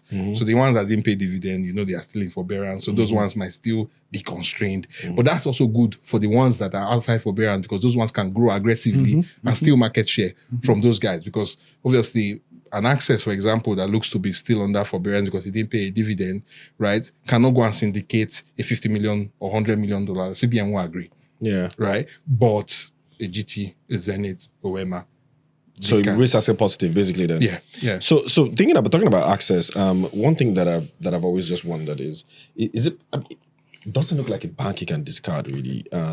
Which was a question I was going to ask you earlier. Or thereabout in total assets. Deposits hitting 30 trillion plus, if I'm not mistaken. Ugodre is looking for my trouble. And that's what I'm not asking you. That's what I'm looking at. Right, I'm not coming to you because I don't even want any access commentary from you.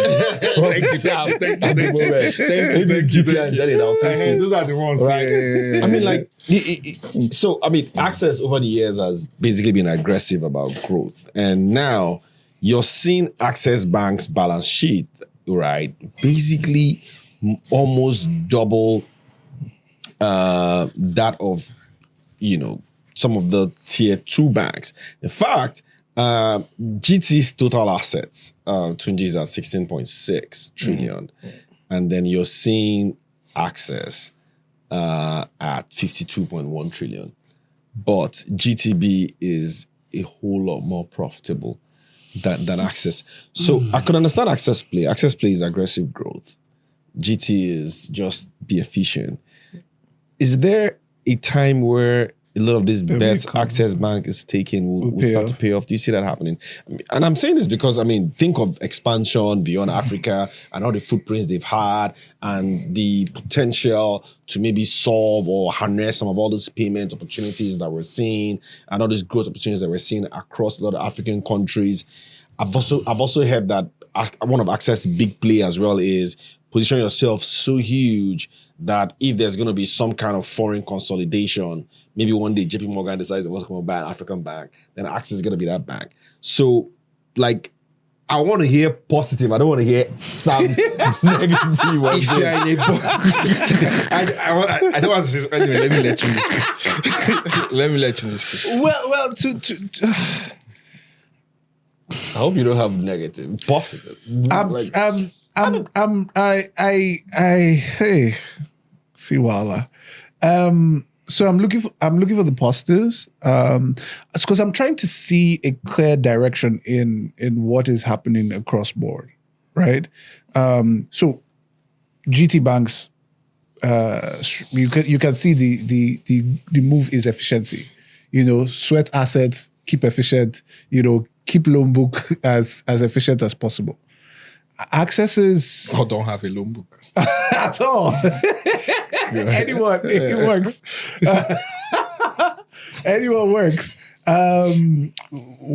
Which else? But Access is own, because the foray, the journey into, for instance, the pension space has been good. However, I'm struggling to see how this ties into... How do they milk these assets? That's what I want to know. That's my question. Sam, let's be positive.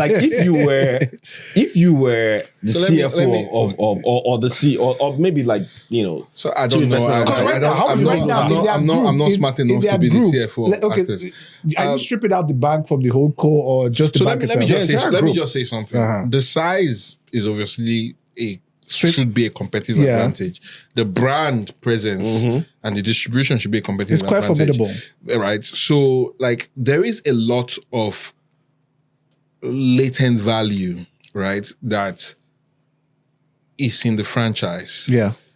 However, and I'm an equity guy, so I'm always very nervous, right, as an equity investor when I invest in banks. They make me very scared because banks sit on very high leverage.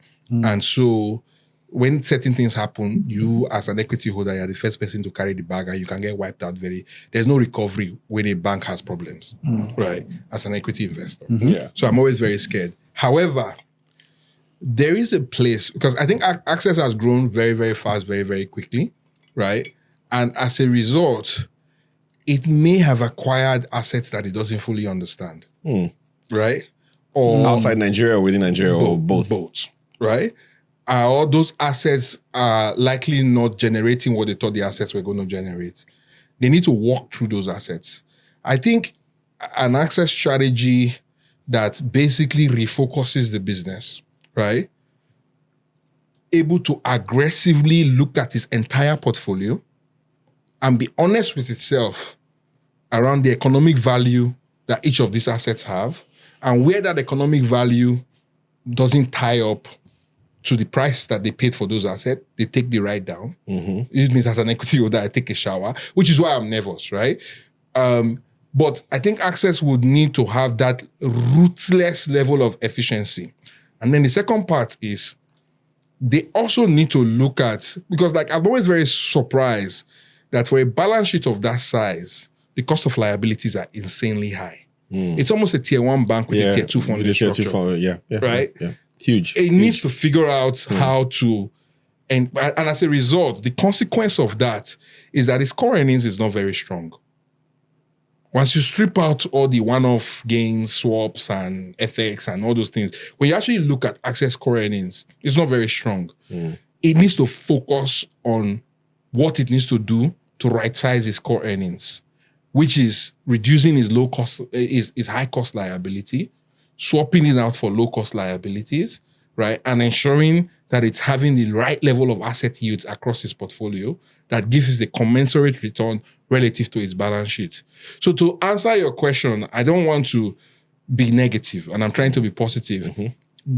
If you are patient, there is, I mean, if clock is trading at 0.2 times book, it's just that incredible. In the process of right-sizing that book structure, right, the market is telling you that maybe 80% of that book you might have to take as a loss. You think that's what the market is saying, or is just that's what the market? That's what because traditionally the market has always priced that. It might be wrong. It might be wrong. But the market is again. I'm not the market. Anyway, the market is telling you that of the 100 Naira book value or the 100 book value, 50% of it they don't value. Only 20% they recognize. That's what the market is saying. The truth is in between. I think the truth is probably in the middle. But in order for the market to see things differently, I think Access Bank will need to come out with a very aggressive strategic plan, right? That is ruthlessly honest around its assets acquisition strategy and right-sizing and fixing problems where problems exist. And that might require certain level of hard decisions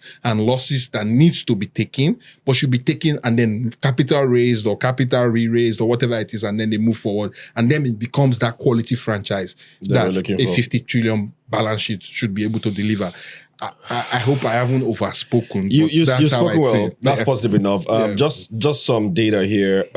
Cost to income ratios across the FUGAZ. F, which is first whole code, 43%.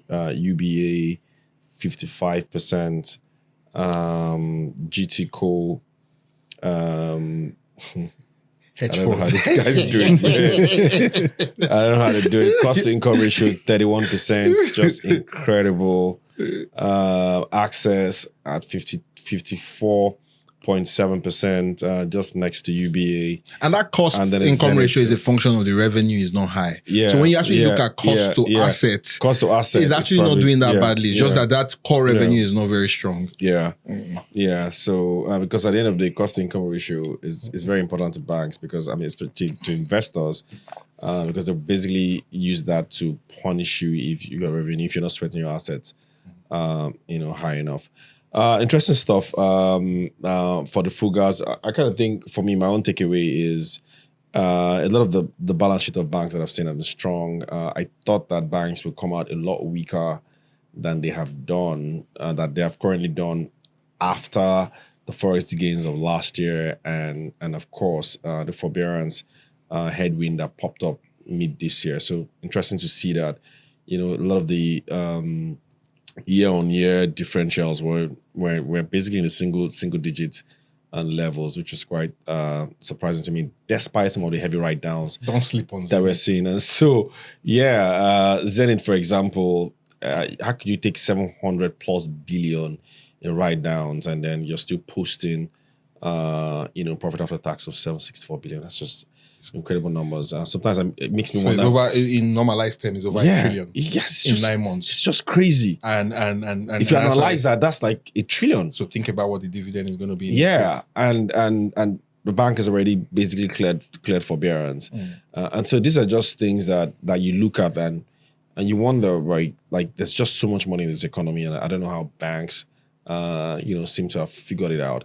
There was time would have gone into several other sectors. MTN is one number that in fact, we're going to talk about MTN now because we have to talk about MTN. I basically put Sam on the spot some time ago on one of these episodes, and Sam was basically confident that MTN would pay dividend by the year end, but and it's happened already. Like that's just it's probably one of the most remarkable turnaround stories that I have seen. It is just incredible. Like we're looking at. I read an article on that. I mentioned MTN's fintech division alone is doing 130 billion. Just imagine that was outside of the group. What it would be worth. That's like a unicorn, basically. Yeah. So the point. So and this is what is quite scary. So like. It's an amazing franchise. This is what is even scary because people think that it is just the pricing increase that has driven this recovery. It has contributed, no doubt. But if you look at the data, for example, data revenue is up 73% year on year. Crazy. Mm-hmm. Pricing was 40% and competition brought it down a little bit.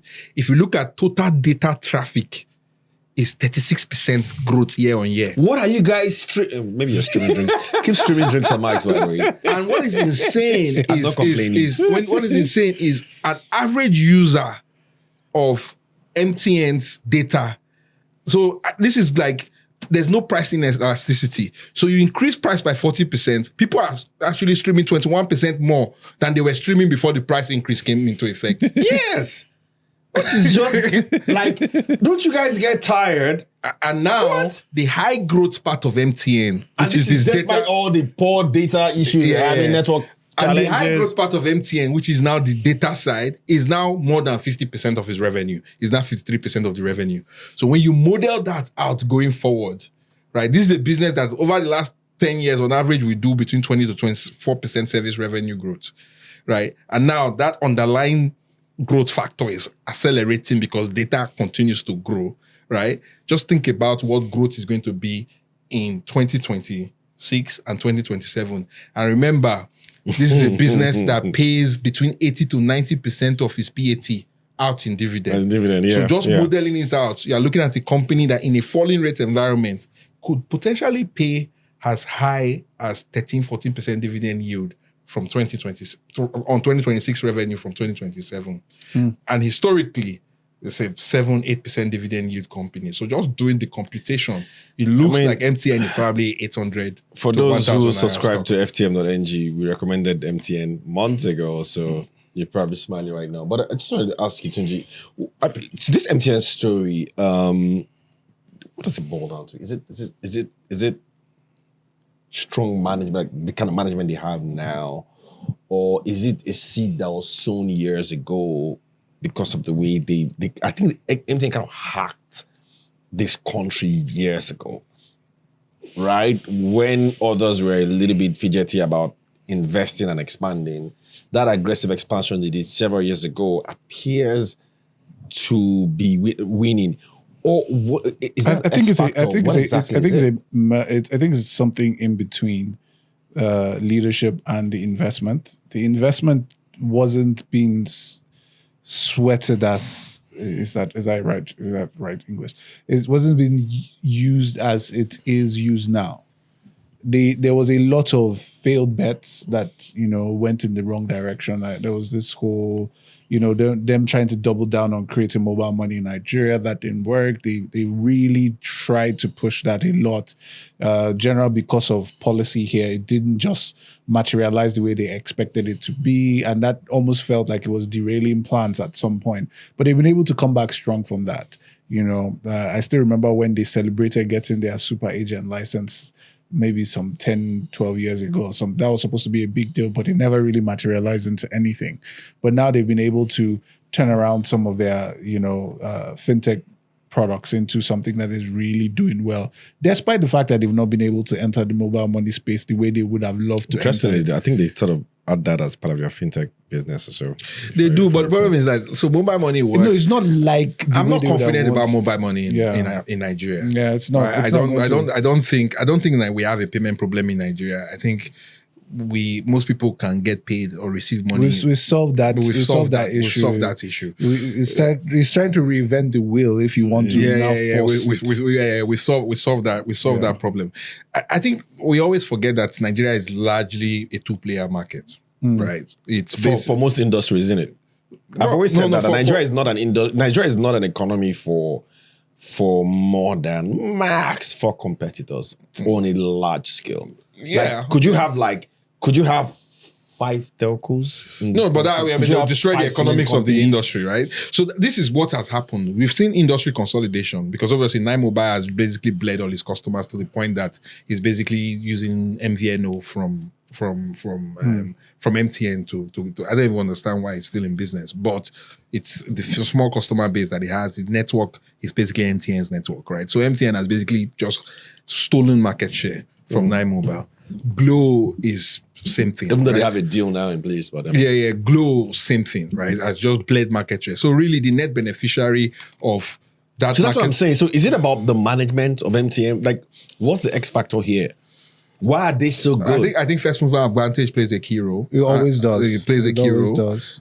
So they were able to build network faster, and the network effects in mobile telephony is huge, right? If you're able to gain scale quick, right, you are then able to earn cash fast that allow you to invest much better and much faster than anybody else can invest. So it's a flywheel, and MTN are so ahead in that flywheel. For example, if you look at Q3 numbers, service revenue was up 63%, network cost was up 13%. So the jaw just did like this. I'm telling you, it's just right? So this incredible. this is like textbook when they teach you about operating leverage. What we are seeing is operating leverage in action. How can active data subscribers grow by 12.8%? Have you tried other networks in 9 months? And have you tried other networks? To 51.1 million everywhere you go. Have you tried other networks? It's a mass but we're also migration. seeing, not so that this is not an MTN show per se. We're also seeing similar trajectory with Airtel. There are 2 players in the market, Airtel. So that's what I'm saying. So what are they doing? Like, that's just what beats me. Anyway, in between all this, I mentioned we have something called, there's a term we call the suits, Sam. It's basically suits. Yeah. Stocks worth over 1 trillion naira. They're like a group of like a dozen stocks or so. And so I was surprised last week, Boa Foods became the most valuable stock on the Nigerian exchange. Why did Sam say just change like because I don't want to be negative on companies for the sake of being negative of companies. The challenge I have, right, with the company, with the free float in that company is very small. So that's a major reason, right? The market was introduced by listing by introduction. There was no price discovery process in determining how much the stock trades for. And as a result, right, it's really hard to make any meaningful inference on the value of the company based on what the market price is saying. The question is that if I take a 300 million naira position, can I take a 300 million naira position in Boa Food? And if I do, am I able to liquidate at a price that is fair, right? I don't think the answer to that question is yes and yes, right? So from that perspective, when we do analysis, there are certain companies that sadly, because they're doing a lot of good work operationally, or sadly, we just exclude from our investment universe. And Boa Foods, sadly, is one of them. So they need to improve the free float, right? So that at least there can be a proper price discovery process. Geregu is another one. Transpower is another one. Like, you just have to ignore the fundamental story, right? So your point is that fundamentally the business is good, but in terms of valuation, the float will not allow you. Will not reflect that because this thing is trading at 20-something percent EBITDA when Nestle, right, is trading at 7 times EBITDA, 8 times EBITDA. Industry leader, highest return on invested capital. But isn't that how the likes of Tesla are trading though? Tesla, Nvidia, and all that. Yeah, but Tesla, them as an example. We have all stocks that are trading at multiples of EBITDA. Tesla, Nvidia has captured the imagination of people because they have provided an innovation that mentally people think is going to dominate the world, right? Yeah. The value proposition, I'm not saying, I'll come to Nvidia, but like, I'm not so saying, they don't have that float restriction. they don't, but people actually people's value those things. mindset is such that. But boy is making Indomie and pasta, and this is not going to change the world. They don't do Indomie by the way. Because pasta, Noodles. golden pennies, Pasta, golden penny. yeah. They're doing golden penny. They're doing flour. Golden penny is flour mills. Flour. What's the name of their pasta? They do spaghetti. Spaghetti. I don't know. I'm mixing the brand. But the point I'm making is that is a branded food producers which should be benchmarked to the likes of Unilever, Nestle, that is trading at 4 times, 5 times their valuation. It's really hard to take it seriously, right? And then obviously Nvidia. But don't they have a growth story though? I'm not saying they don't. They do. And this is what is painful. But the valuation is such that if I pay that valuation today, the growth that has to happen for me to be able to fundamentally sleep But do you at think night. that if you had maybe bought Boa 2 years ago, you'd probably be a lot better now? I don't buy companies like that. Why? I mean, because if you could buy their shares despite the limited float and you're able to acquire those shares, I mean.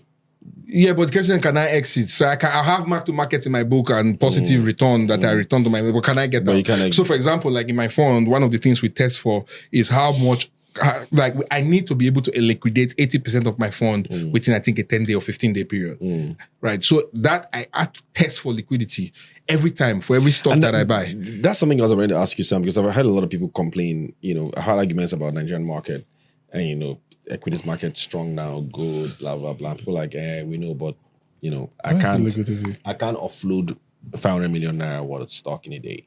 You can do that in GT. You can do that in Zenith. Apart from maybe like 4 or 5 stocks and probably banks. You can't offload. But so that you can't even offload $1 billion in a day. So you have to sequence it over days. No. So and this is why I'm coming again to this tax issue. This is why this is a problem, right? Because the market liquidity is Nigeria at some point was trading $200 million a day in the heyday of the last bull cycle.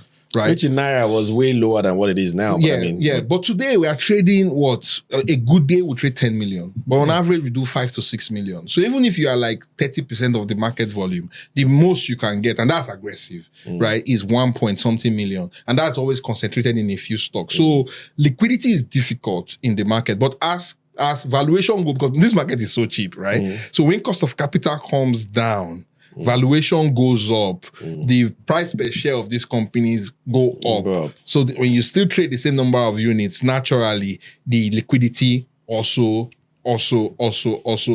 improves, which is why for me this is very, very important that we don't kill this nascent recovery that we have on the back of raising some quick fiscal revenues. Government, please do something about this capital gains tax. We don't like it. I will move to the last. I don't have a problem with capital gains tax. I think we need to be clearer on how we implement it. The implementation of it. I mean, before they say I don't want to pay tax. We're not tax agnostic. We're just saying let's just have a lot more clarity on how it works. Last thing I wanted to talk about before we go, we've basically blown past time. It's Eurobond. Let's do Eurobond. The government is out for, is it 2.3 or 2.4 billion dollars in Eurobonds? It looks like as now that we're taping this show, it appears for the info we're getting, we're seeing over 200% increase in subscription. Eurobonds, of course, is meant to refinance the existing one. What does that say about, our sovereign risk rating? Investors really love our bonds, and we're getting this at sub 9%, which is quite good. What exactly is this? 8.8, I think. Yeah. 8.75, and then the 20 years at 9.125. Yeah. It's still expensive. It is. It's 20 years, 9.9. That's what I saw. Okay. I thought the plan was to get this at sub 9%. I'm hoping they do, but obviously Trump probably added 50 basis points to that conversation. With that tweet, because it kind of sounded like we're going to get this at sub 9%. Yeah, at some I think point. because obviously these hedge fund guys, they are greedy. They will just use that Trump excuse. They were going to buy anyway, but say Trump is about to invade you 50% plus for a 20-year bond. You would look at the fact that I think the global market kind of sees us. This hurts me to say, but kind of sees us at par, or maybe not at par. Sees us like Angola. And if you look at Angola's, so Kenya did 8.8. Angola did 9%. Yeah. So I didn't expect us to wander far away from that 9% because, same issues with production of oil, same issues with theft. We don't have issues with theft anymore. We have just 100% pipeline availability. We just came into that place. What's that thing you called it again? We don't have any evacuation infrastructure integrity has been restored. You heard it here. Evacuation infrastructure integrity restored. But I don't love that term, by the way. But we just got there. And I think the world still sees us. And we just need to agree that in the international market, there's no sentiment. Everybody's looking at you based on your risk. Man, there's racism. To be honest, I'm sorry, right, guys? Racism in investing. There's see, like when Nigeria was a basket case, yes, I have no problem, right? Our external balance sheet is almost bulletproof, right? To be priced and what 10-year US is what 4.5, 4.6 or whatever it is. We are paying 450 basis points extra, double. Extra. We are basically paying double.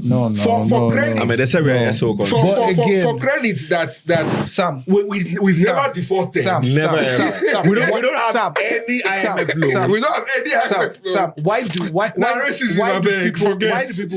people who are raising capital do roadshows? Is that? Why do people who are raising capital do roadshows? You're trying to market it. Because I can easily PDF you all the information, right?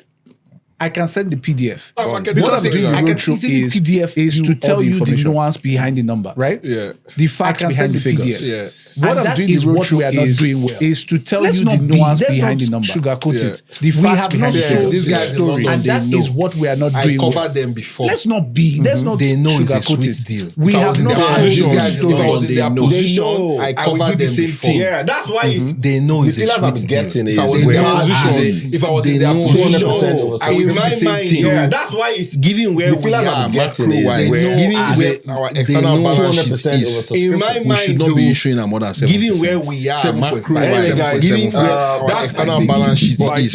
But we should not be issuing more than 7%.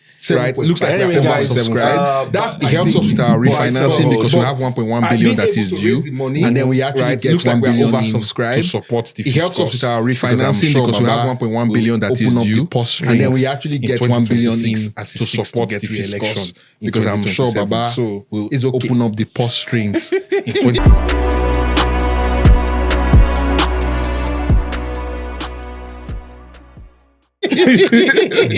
buy, sell, or hold. This is the point where we get to buy, sell, or hold. And I have just three, since we're just three of us here. Buy, sell, or hold. The first one is inflation numbers probably out due next week.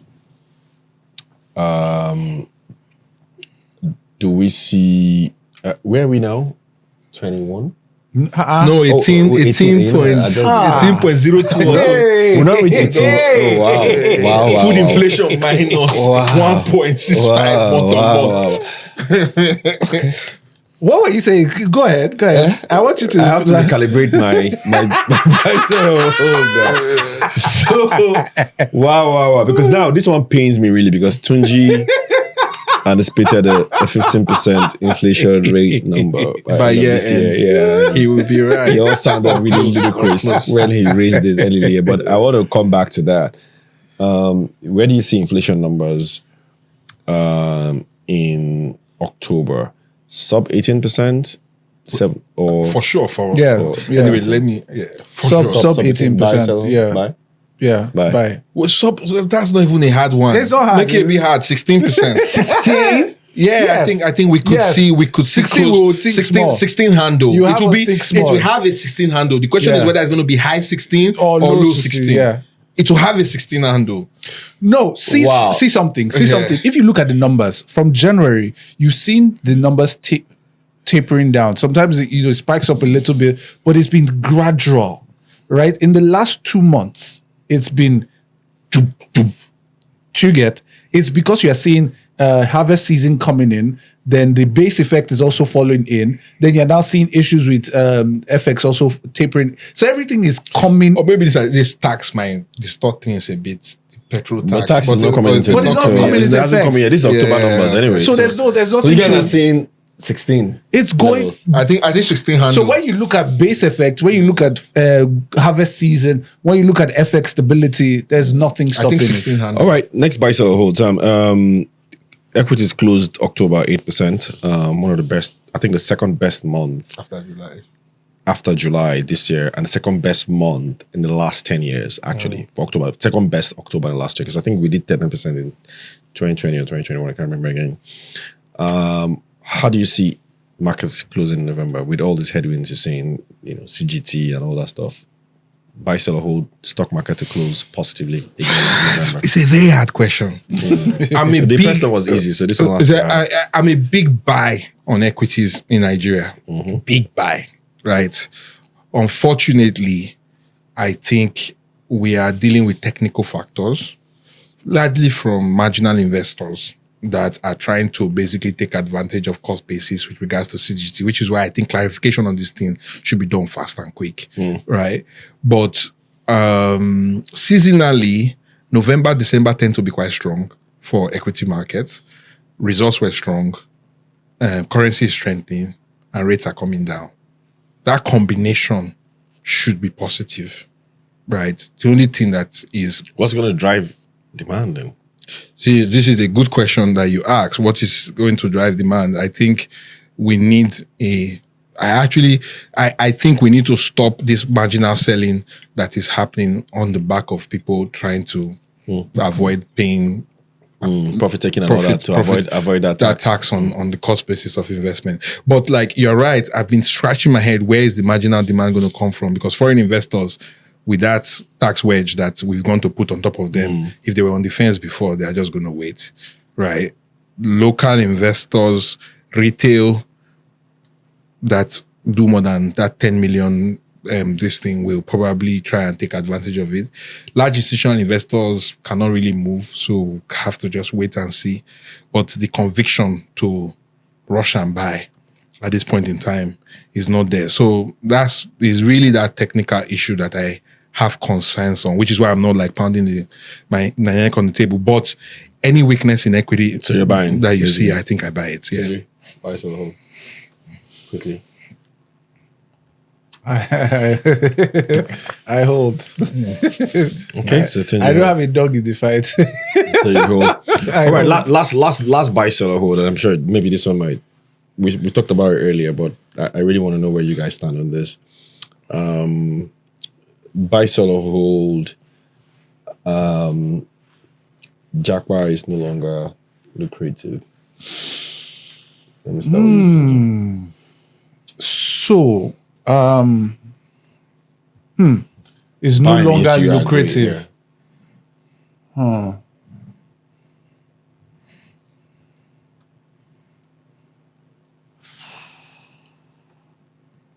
mean, macros and all that, immigration issues. So I'm a hold this buy. No. Let me explain what I mean. I'm a hold this buy because as a young person, the younger you are, and those are those carefree days of your life where you are high risk, high reward. You can basically do a lot of things, right? You can go against the wind. I think it's still profitable for young Nigerians to go and experience multiple opportunities. I know it's a global world right now, but if you can be closer to those opportunities, I think it's better. However,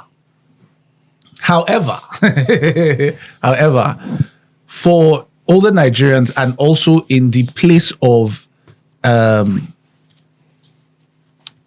context and value of living, I don't think outside stability of lights, roads, there is much of a an advantage. Even healthcare.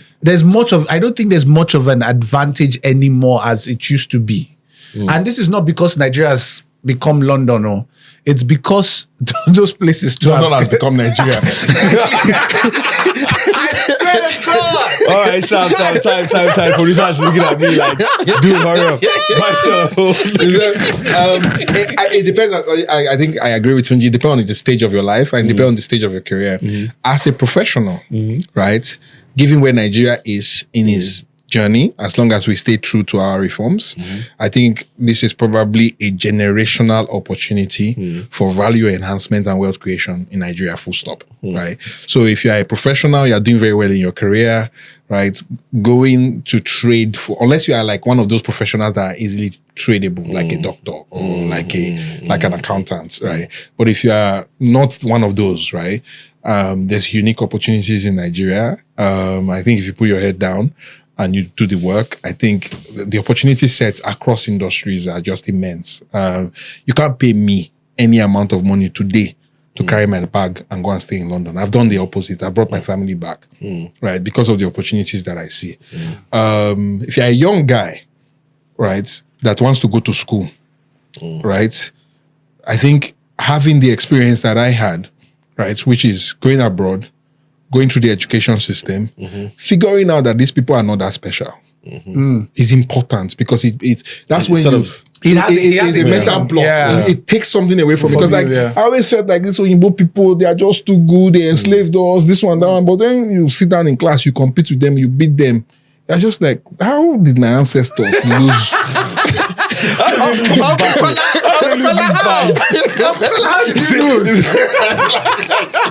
Like what happened? So the demystification of Western supremacy for me was very important. So that exposure is important as well. I think it's important. And then obviously I had professional experience that changed my perspective, and then bringing that professional experience home, and that network was also very valuable. So for young people who have access to educational opportunities abroad, by all means, take it. I think it's very, very good to have that, and it can catapult you on your journey back, right? But if you're a professional, if you're a young professional as well, you may as well. But if you're like 50 years old, 40-something years old, you're already close to partner where you're working, or senior director, or like a manager. Like, I don't think it's worth it. How if this difference? If you now have, there's FU money. Yeah, if you now have FU money and you can move to the Middle East. But that's not jackpot. That's not jackpot. That's comfort immigration. Anyway, guys. So for me, it's buy on all three. I think inflation numbers are going to go down. I agree with both of them. Even though I lost track of where inflation is, but I mean, remembering now the analysis I did a few weeks ago, I think it would likely fall aggressively again. In terms of jackpot, I think I agree with Sam and Tunji as well. Need to figure out where you are in your life. But I think the bottom line here is that if you're jackpotting for school, I think the opportunity is a lot more here than there. In fact, maybe not here, maybe other countries, because a lot of people don't look at other countries. There are a lot of other countries that are in the same sort of bracket with Nigeria, but probably even better. So the opportunities are probably better there than the same places that we're jackpotting to, because if you've gone there before, you would know as well. And then in terms of equities, I think November might just eke out very slim profits. Might not be as good as October, but might see profits. This has been Drinks and Mike's brought to you by Nairametrics, and it's been a pleasure being back, and great conversation always with Sam on the beat today, and of course Tunji Andrews as well, and to the crew behind, thank you for everything. And to you guys as well, I want to hear your comments. What do you think about buy, sell, or hold? This buy, sell, or hold is not just for us. What's your own buy, sell, or hold? What do you guys buy? What do you sell? And what do you hold? Let us know. Let us know if we are full of crap. And of course, exactly, let's know who are you guys siding with, Yeah, we need to know that. By the way, Sam, next time Sam is back here, it's going to be our live audience session. We're planning one for December, and that will be the last for the year, because the next is January. Next is January, so we need to go and relax. Tunji already has his holiday planned out. He has his Tunji. That's the way he does. He has these things planned out already. So it's because we thank you very much. Until we do this again next time, do have a profitable week ahead. Bye.